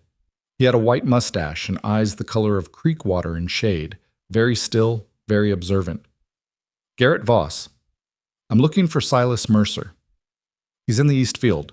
I'll send someone." She studied him for a moment. "Coffee while you wait? That would be appreciated." She sent Dusty to find Silas and brought Voss into the kitchen. He sat at the table the way men of his age sat, like the chair was a decision that deserved to be settled into properly, and accepted the coffee with both hands. "You're the wife," he said. Not unkindly. "I'm Mabel," she said. He nodded. "Hatch spoke well of you." She didn't know what to do with that exactly, so she said, "He's a good neighbor." "Rare thing," Voss said. He didn't say anything else. He drank his coffee and looked around the kitchen with the slow attentiveness of a man cataloging things without making a performance of it, and she had the impression that very little escaped him and that he was well aware of this about himself. Silas came in 10 minutes later, still pulling off his gloves, and shook Voss's hand with the careful respect of a man greeting someone whose reputation had preceded him. They talked at the kitchen table for an hour. Mabel worked at the counter and didn't pretend she wasn't listening, and Voss didn't seem to mind her presence. He asked questions in the methodical way of someone building a structure, one piece settled firmly before the next was placed. He asked about the dates the fence had been found down, the specific sections, what the damage looked like, whether any of it had been documented before the repairs were made. Silas hesitated at that last question. Mabel set down what she was holding. "Some of it was," she said. Both men looked at her. She went to the shelf where she'd been keeping the notebook and brought it to the table. She set it in front of Voss and opened it to the first dated entry. "I've been keeping a record since the end of October," she said.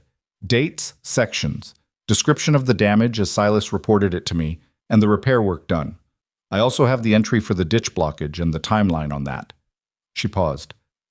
"I didn't photograph anything, so I don't have the equipment, but the written record has dates and details." Voss looked at the notebook. He turned several pages, reading carefully. He had the reading posture of someone who read a lot and took it seriously. He looked up at Silas. "Your wife kept this record." "Apparently," Silas said. He was looking at the notebook, and she couldn't entirely read his expression. "It's not evidence by itself," Voss said, "but it establishes a pattern and a timeline that corroborates physical inspection. Combined with what I can document in writing about the fence damage, if the evidence is still present in the post holes, it builds a picture." He tapped the notebook. "This is useful." He closed it and looked at Mabel directly. "You did this on your own initiative," he said. "I wasn't sure it would be useful," she said, "but I thought it might be, so I kept it." He nodded once, the nod of a man confirming something he'd already suspected. "I'll go out to the east sections this afternoon if Mr. Mercer can take me." "I can take you now," Silas said. He was still looking at the notebook. They left.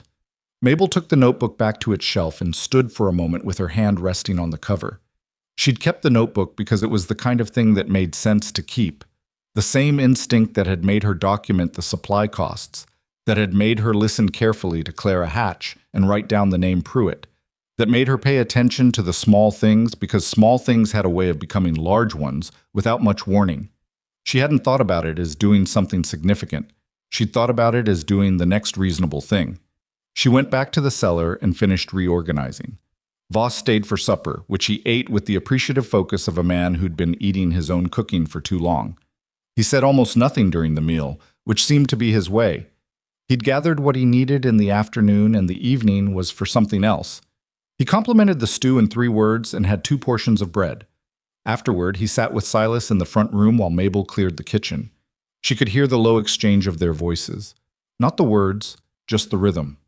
And after a while, Silas's voice dropped to something she recognized as the register he used when he was processing something difficult. Voss left at 7, declining to stay the night, saying he had a bed reserved in town. Silas came back into the kitchen after seeing him out. He stood in the familiar doorway position and looked at her for a moment. "He's going to file the report," he said. He found 3 post holes on the east section that still show clear evidence of pulling. The Earth disturbance pattern is different from weather damage or animal damage. He can state that in writing with professional authority. Good, she said. He also said, Silas stopped, started again. He said the record you kept was the kind of thing lawyers ask for after the fact and never find because nobody thought to keep it beforehand. She didn't say anything. Why didn't you tell me you were doing it? He asked. I wasn't sure what it was going to be yet. Telling you early felt like making a promise I didn't know I could keep. He was quiet for a moment. Outside, the wind moved through the cottonwood trees near the barn, and the stove made the small settling sound it made when the wood shifted. You've been here 6 weeks, he said. 7, she said, as of yesterday. He looked at her with an expression she didn't have a clean category for. Not the recalibrating look, which she knew, and not the controlled anger look, which she also knew, but something that was further in than either of those. 7 weeks, he said, and you've changed? He made a gesture that was meant to encompass something larger than the kitchen. You've changed everything. Not everything, she said. Calhoun still, not what I mean. The kitchen was quiet. She looked at him across the room and thought about the ledger and the notebook and the bread dough and the hands at supper, and the particular way this man stood in doorways because he was careful about where he put himself, and she thought about what it cost a person to admit, out loud, that something had changed. I know what you mean, she said. He nodded. He looked at the floor briefly, then back at her. The Voss report goes to the board next week, he said. Hatch is going to be there. A man named Caldwell from the Water Commission is willing to appear in support of the ditch complaint. We might actually beat this. You'll beat it, she said. We, he said quietly. We'll beat it. She let that sit for a moment. Go to bed, she said. You've got another early morning. He almost smiled. Almost. So do you. I know, she said. I'll be up before you. You always are, he said, and the almost smile arrived fully for just a second, brief and real and entirely unguarded, and then he was gone.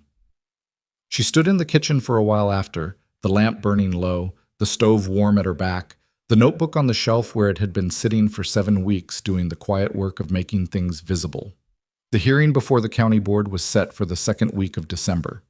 That gave them less than 3 weeks, which was enough time to prepare and not quite enough time to feel entirely ready, which was probably the right amount of time for something that mattered. She went to bed. In the morning, she was up before him. She always was. And the ranch went on. The fence holding, the ditch clear, the cellar stocked, the ledger slowly improving, one careful day at a time, the way things that are worth keeping always do.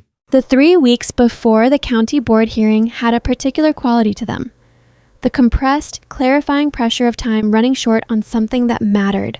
Every morning, Mabel woke with the hearing date sitting somewhere in the back of her mind like a stone in a boot, and every day she pushed it to one side and did the work in front of her because the work in front of her was what she could actually control. Silas was the same way, though he showed it differently. He got quieter. Not the early quiet of a man who didn't know her yet, but a more internal quiet. The kind that meant his mind was running hard on something while his hands did other things. She'd learned to read the difference. Voss filed his report with the county board 8 days before the hearing. Hatch sent word the same afternoon, and Silas read the letter at the kitchen table while Mabel finished the evening dishes. He read it twice, folded it, set it down. Voss was specific, he said. He used the phrase deliberate mechanical interference in reference to the post holes. That's his professional language. The board can't dismiss it without dismissing him. Will they try? She asked. Pruitt might. He picked up the letter again, looked at it without reading. But Pruitt's 1 vote. There are 5 on the board. Who are the others? He named them. She'd heard 3 of the names from Clara, had filed them away without knowing when they'd be useful. And she drew on what she remembered now, asking questions, letting Silas fill in what she didn't have. They sat at the table long after the dishes were done, building a picture of the board the way you'd build anything that needed to hold weight, piece by piece, with attention to the joints. At the end of it, she had a clearer sense of where they stood. 2 board members were, by reputation, fair men who followed evidence. 1 was unpredictable. 1 was friendly with Calhoun, but not so friendly that he'd ignore Voss's report outright. And Pruitt, who was the commissioner and ran the proceedings, would control the framing. The framing is the problem, she said. It always is, Silas said. Calhoun's going to present this as a negligent neighbor whose cattle keep escaping onto his land. He's going to use sympathetic language and he's going to be very reasonable about it. He's good at that. You need to be just as reasonable. She looked at Silas across the table. Not angrier, not louder, just quieter and more documented than he is. He looked at her steadily. That's not naturally how I argue. I know. She didn't soften it. But it's how you win this one. He was quiet for a moment. You think I argue loudly. I think you argue from the gut when things matter to you. That's not bad in a barn. It's a problem in front of a county board where the other man has already decided his strategy is to seem calm. He considered that. She could see him turning it over. The part of him that wanted to push back against it, and the part that recognized she was right and didn't enjoy the recognition. All right, he said finally. I'll help you prepare what you're going to say, she said, if you want. He looked at her. You'd do that. I've already started, she said. She'd been drafting notes for a week, not a speech, because Silas giving a speech would be the wrong tone, but a structure. The order in which things should be presented, the moments where the notebook record should be referenced, the way Voss's report should be introduced. She showed him the notes the next evening, sitting at the same table, and he read through them without interrupting. When he finished, he looked up. You wrote this for me, he said. I wrote it for the ranch, she said. He understood what she meant. She could tell he understood because the thing that moved across his face was not gratitude exactly, but something more complicated. The expression of a man absorbing the full weight of what it meant to not be alone in a fight he'd been fighting by himself for years. He didn't say anything. He just tapped the edge of the paper twice with 2 fingers, the way he did sometimes when a thing was settled, and went back to reading. The night before the hearing, the temperature dropped to something that made the walls of the ranch house contract audibly in the dark. Mabel lay in her narrow bed and listened to it and could not sleep. She wasn't afraid of the hearing, exactly. What she felt was something adjacent to fear, the heightened awareness of a person who has put real effort into something and is now waiting to find out if the effort was enough. It was an uncomfortable feeling, and she was not practiced at sitting with it, because she'd spent most of her adult life calibrating her investments to things that had smaller stakes. If you didn't invest much, you didn't lose much. That had been the logic. She'd stopped operating on that logic somewhere around the 3rd week at Iron Ridge Ranch, and she wasn't entirely sure when.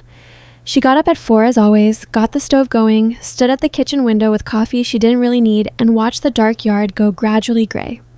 Silas appeared at 5:15. He was dressed for town, cleaner shirt, better boots, the coat he didn't wear for barn work. He looked, she thought, like a man who had made peace with the day ahead and was ready to go meet it. You're dressed already, he said, looking at her. I'm coming with you. He paused. I didn't ask. I know you didn't ask. I'm telling you. She poured his coffee and set it on the counter. I have the notebook. If the board has questions about the timeline and the documentation, you'll want someone there who can speak to it directly. He picked up the coffee. That's a practical reason. It's the reason, she said. He drank. He looked at her over the rim of the cup with an expression that had become familiar to her over 2 months of early mornings. The particular look of a man who is still learning what to do with someone who refuses to be managed. All right, he said.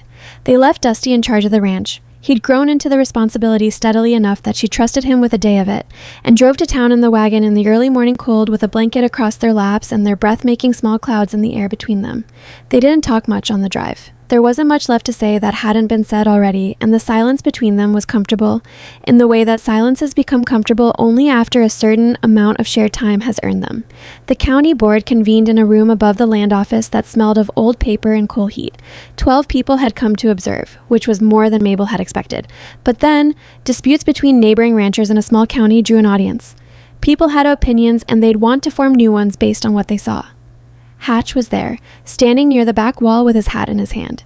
He nodded when Silas came in. Caldwell from the Water Commission sat in the second row, a lean, precise man in his 50s who had the look of someone keeping score.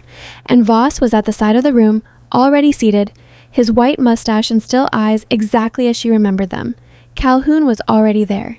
He was seated at the complainant's table with a man in a good coat who was clearly a lawyer, and he had the relaxed posture of a man confident in his position. He looked at Silas when Silas came in, and then he looked at Mabel, and something shifted briefly in his expression. Surprise, she thought, or recalculation. He hadn't expected her to come. Good. She'd meant to be unexpected. Pruitt opened the proceedings with the practiced ease of a man who'd run many of these and knew how to control the room by controlling the pace. He was in his 50s, well-dressed, with the particular manner of someone who had learned to sound neutral while having opinions. He was not, Mabel decided within the first 5 minutes, a fair man. He was a sophisticated one, which was different. Calhoun's lawyer went first. He was smooth in the way of men trained to be smooth, organized, calm, with a series of documents he'd prepared that referenced the trespass incidents by date and the fence damage in careful technical language that made it all sound like the inevitable consequence of poor management. He did not raise his voice. He did not accuse. He simply laid out a picture in which Silas Mercer's ranch was a disorganized operation that had repeatedly failed to maintain its own boundaries, to the ongoing detriment of his client. Mabel watched the board while the lawyer talked. The two fair men were listening carefully. The unpredictable one was looking at his hands. Calhoun's friendly board member was nodding at intervals just slightly, the way people do when they're hearing things confirmed rather than things said for the first time. And Pruitt watched the room with the expression of a man who already knew what was coming. Then it was Silas's turn. He stood. He had the notes she'd prepared in his inside coat pocket, and he didn't take them out, which she'd told him not to. Reading from paper made you look unprepared for your own argument. He knew the structure well enough by now to carry it in his head. He spoke without hurry and without heat. He described the fence damage in the specific terms Voss had given him. Mechanical interference rather than vandalism, deliberate removal rather than tampered with. He referenced Voss by name and credential before he referenced the report, which established the authority before the evidence. He described the ditch blockage and the timeline. He was not angry. He was not loud. He was a man presenting documented facts about things that had happened on his property, and he did it with the steady precision of someone who had practiced and who believed what he was saying. When he mentioned the notebook, Pruitt looked up. "What notebook?" Pruitt said. "My wife kept a written record beginning in late October," Silas said. "Dated entries documenting the fence damage, the ditch interference, and related incidents as they occurred. It establishes a pattern of timing that I believe the board will find relevant." Pruitt looked at Mabel. "You kept this record." She stood. "Yes, sir, I did." "On whose instruction?" "My own," she said. "I kept records on the supply accounts for the same reason. When you're managing a household and a property under stress, documentation is basic practice." Calhoun's lawyer was already leaning toward his client, murmuring something. Calhoun's relaxed posture had shifted slightly. Not much, but she caught it. "I'd like to see this notebook," said one of the fair-minded board members, a man named Decker who ran a grain operation east of town. She brought it forward and handed it to Decker, who read through several entries with methodical care before passing it to the board member beside him. It went down the row. Pruitt held it last and read longer than anyone else, which she thought was probably not a good sign, but the reading itself was not something he could stop. Voss spoke next. He was brief, specific, and absolutely impersonal in his language. The fence damage he had observed was inconsistent with the patterns produced by weather, animal pressure, or structural failure, and was consistent with deliberate removal of posts. He had been examining fences professionally for 30 years and had testified before this board and others on 12 previous occasions. He was prepared to submit his written report for the permanent record. Calhoun's lawyer tried to challenge the interpretation of the post-hole evidence. Voss answered each challenge with the patient precision of a man who had been doing this long enough that he found nothing surprising about people disputing what he saw with his own eyes. He did not get annoyed. He simply restated his professional assessment with slight variation each time, like a man explaining something to someone who would eventually understand if given enough repetitions. The room had changed quality during Voss's testimony. Mabel could feel it. The particular shift in a group of listening people when the balance of credibility moves. Then Caldwell spoke about the ditch. I was more agitated than Voss. He had a grievance about water rights in this county that went beyond this specific case, and some of that energy leaked through. But what he said was factual, and it added to the picture. Pruitt called a recess. In the hallway outside the hearing room, Hatch appeared at Silas's shoulder. "Decker's the one to watch," Hatch said quietly. "He'll be honest. If Decker comes out against Calhoun, he'll bring the other fair man with him, and probably the unpredictable one." "Pruitt's going to try to minimize the notebook," Silas said. "He already is," Mabel said.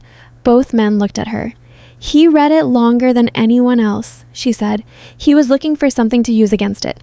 He didn't find anything, which is going to make him more careful rather than less." She paused. "He'll argue that a wife's contemporaneous notes are not independent documentation. He'll try to position me as partial." "You are partial," Hatch said, not unkindly. Everyone in that room is partial, she said. The question is whether the documentation is accurate, and it is. When they went back in, Pruitt did exactly what she'd predicted.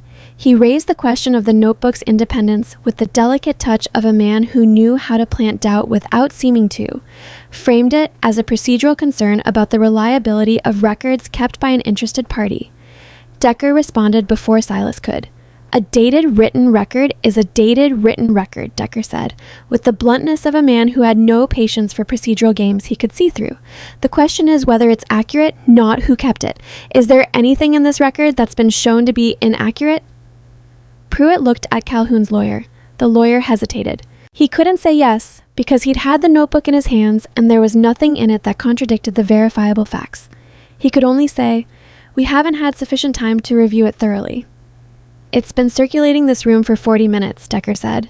The unpredictable board member made a sound that might have been a suppressed laugh. The board deliberated for 45 minutes.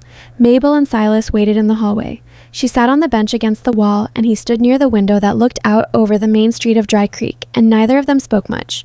Hatch had gone to get coffee and hadn't come back, which she thought meant he'd gotten caught in a conversation, and she didn't blame him. Silas said, at one point, looking at the window, "Whatever they decide." She waited. "Whatever they decide," he said again. "You should know that." "What you did in there. The notebook. The way you handled Pruitt's question." He stopped.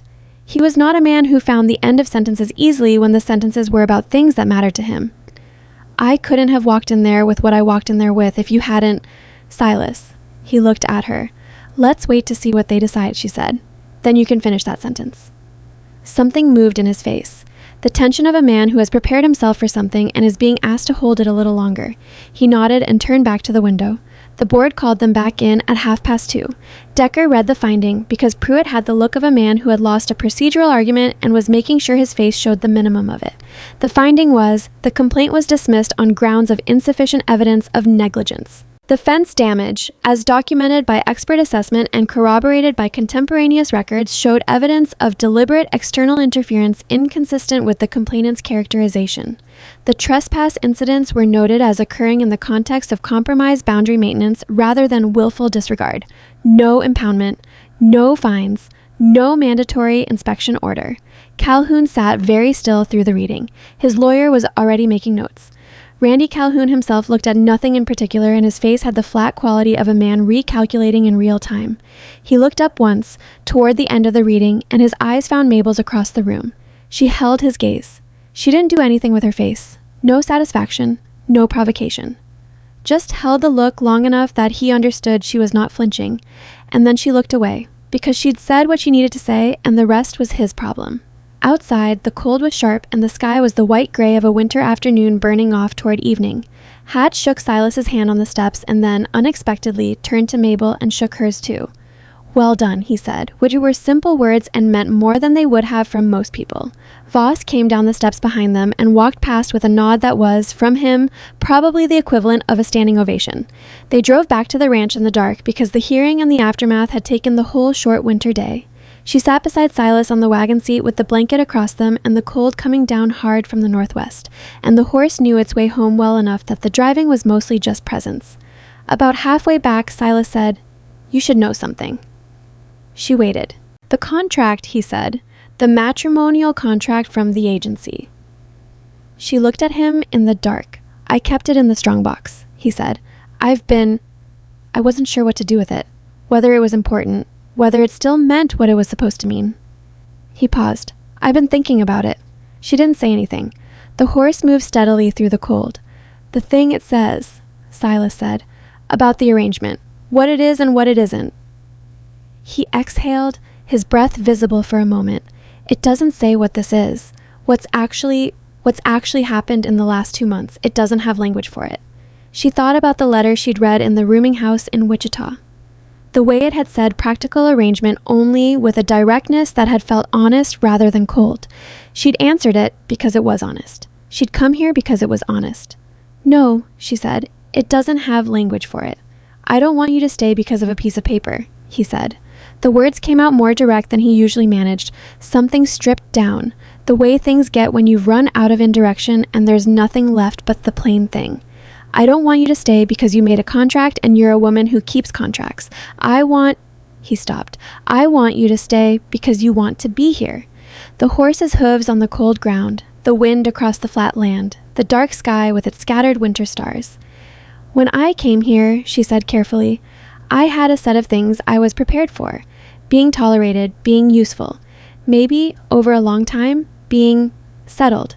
Somewhere to be without apology. She paused. What I was not prepared for was this. This, he said. Being seen, she said, as myself, as what I actually am. The notebook, the ledger, the things I noticed and did. Not as a wife doing her duty, but as a person with a mind worth consulting. She could feel him listening. I've been a tolerated person for most of my life, Silas. I know what that feels like, and this is different. He was quiet for a moment. You're the most capable person I've ever had anything to do with, he said. Man or woman, I want to be clear about that. I know, she said. It wasn't arrogance. It was just the truth, finally allowed to take up the space it deserved. So I want to ask you something, he said. He shifted on the seat. The movement of a man who was uncomfortable and proceeding anyway, which she respected more than ease would have given her reason to. Not as the contract, not as the arrangement. I want to ask you. As a man asking a woman another stop. A woman he respects more than anyone he's known, whether she'd be willing to stay, to be married to me in the real way, not the paper way. The wagon moved, the cold pressed down. She thought about the train from Wichita, the way she'd rehearsed the flinch, the way she'd decided, standing on the platform, to deal with what was real when it was real and not a minute before. This was real. Yes, she said. I'd be willing. He let out a breath. She thought she heard something in it. Relief, possibly, or the release of something that had been held a long time. All right, he said. All right, she agreed. They rode the rest of the way home in a silence that had become something new. Not the careful silence of two people managing a practical arrangement, and not the heavier quiet of uncertainty, but the particular silence of people who have said the most important thing and are now simply present with each other in the aftermath. The ranch came into view around the last stand of cottonwoods, the bunkhouse lamp burning, the kitchen window lit where Dusty had apparently left the light going against their return. The horses in the corral moved in the dark. The house stood, as it had stood, against the Kansas winter. Silas pulled the wagon to a stop at the barn. He climbed down and tied the horse and came around to her side and held up his hand. She took it and stepped down, and he didn't let go immediately. They stood in the cold yard for a moment, his hand around hers, not saying anything. The contract's in the strongbox, he said. I know. I want to burn it. She looked up at him. In the dark and the lamplight from the window, his face was the face of a man who had done hard things for a long time and had arrived somewhere he hadn't anticipated. Then burn it, she said.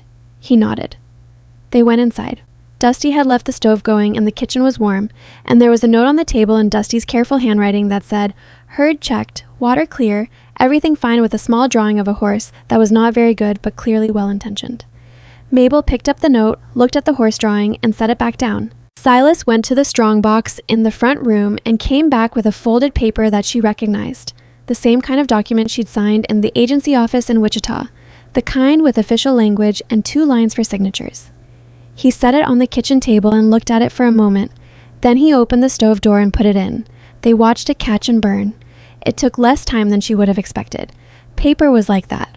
All the words and the formality and the careful legal structure reduced to a few seconds of flame and then ash. When it was done, Silas closed the stove door. There, he said. There, she agreed. She poured them both coffee because it was cold and they'd had a long day and there was nothing more ceremonial needed.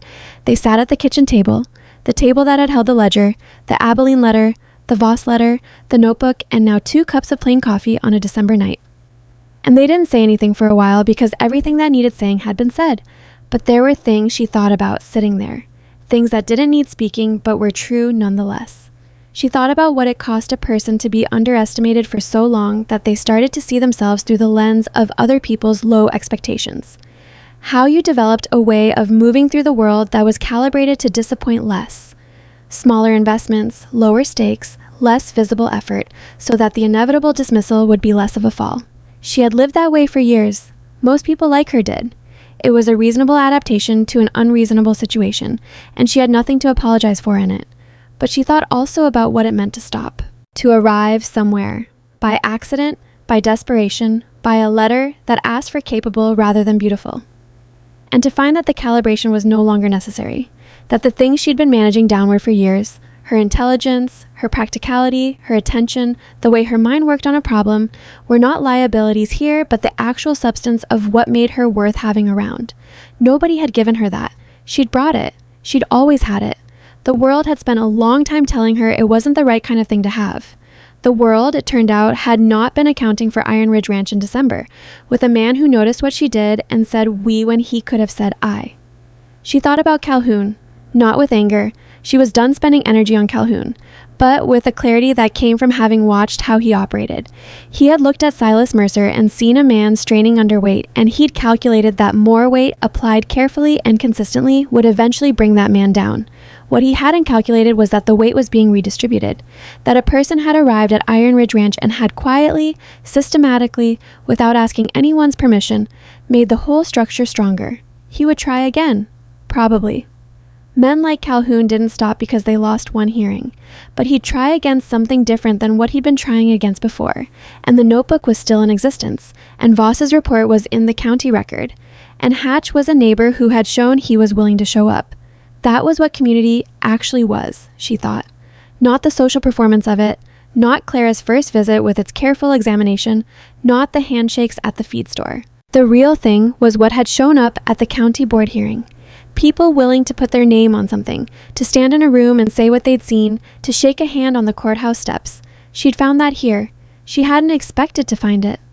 Silas set down his coffee cup. He looked at her in the lamplight, and she looked back at him, and neither of them had anything that needed saying.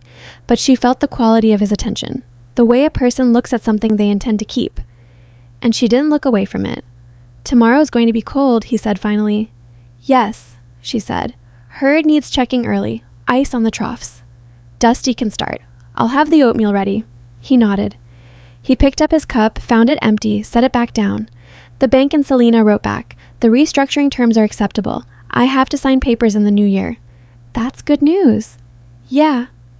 He exhaled. "Yeah, it is." She stood and rinsed both cups at the basin. He watched her, and she was aware of being watched without being bothered by it, which was a thing that had changed somewhere along the way without her having tracked the exact moment. "Mabel," he said. She turned. "I know I'm not—" He stopped, tried again. "This isn't— what I'm offering you isn't easy or rich or ridiculous." She looked at him steadily. "I know what you're offering." I said yes.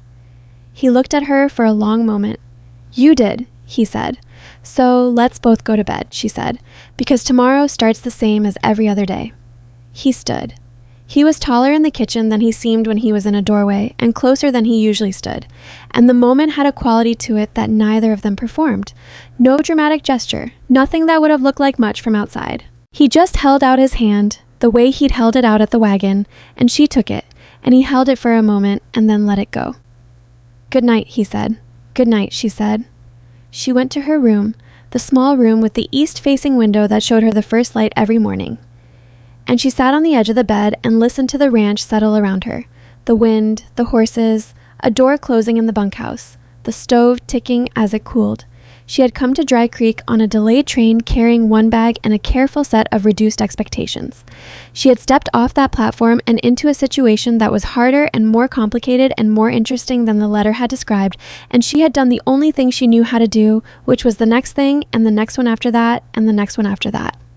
That was, she thought, what most lives were actually made of.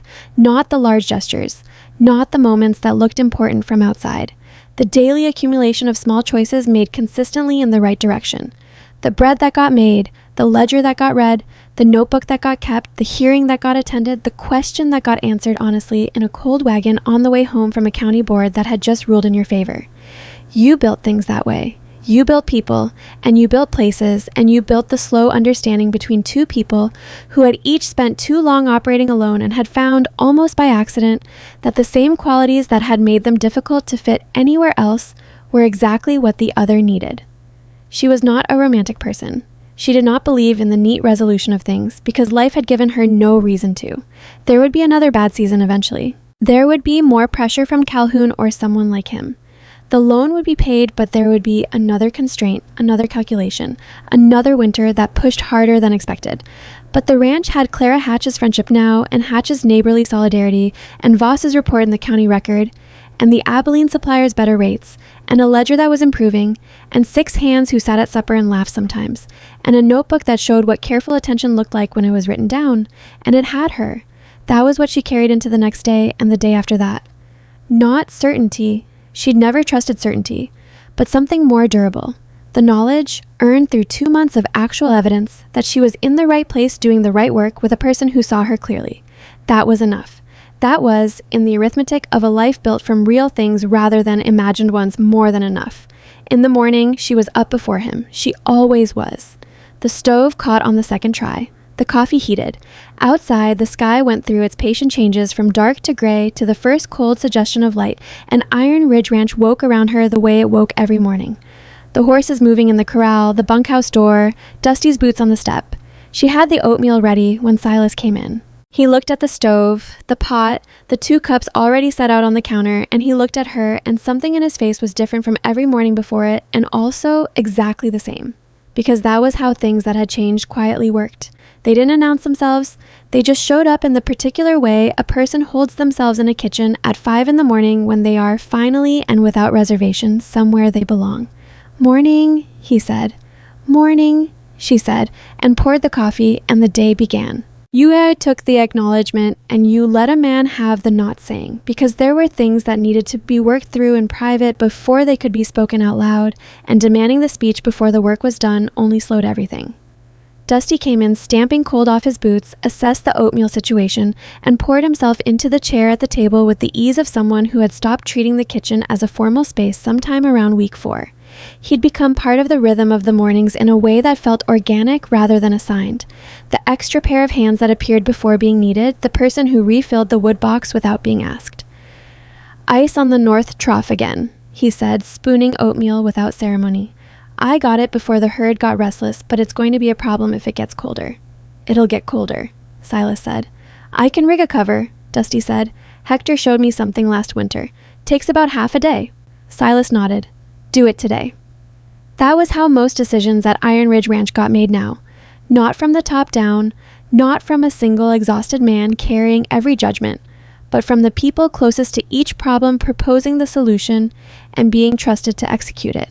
It had happened gradually, without announcement, and Mabel suspected Silas hadn't entirely noticed the shift.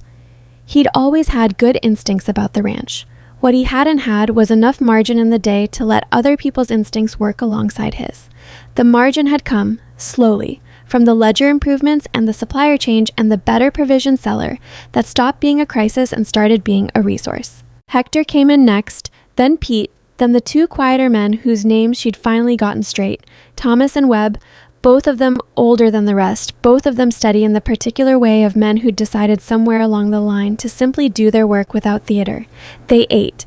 The kitchen filled and then emptied as the day's first tasks pulled people back out into the cold, and Silas went last, setting down his cup and pulling on his coat. He stopped at the back door.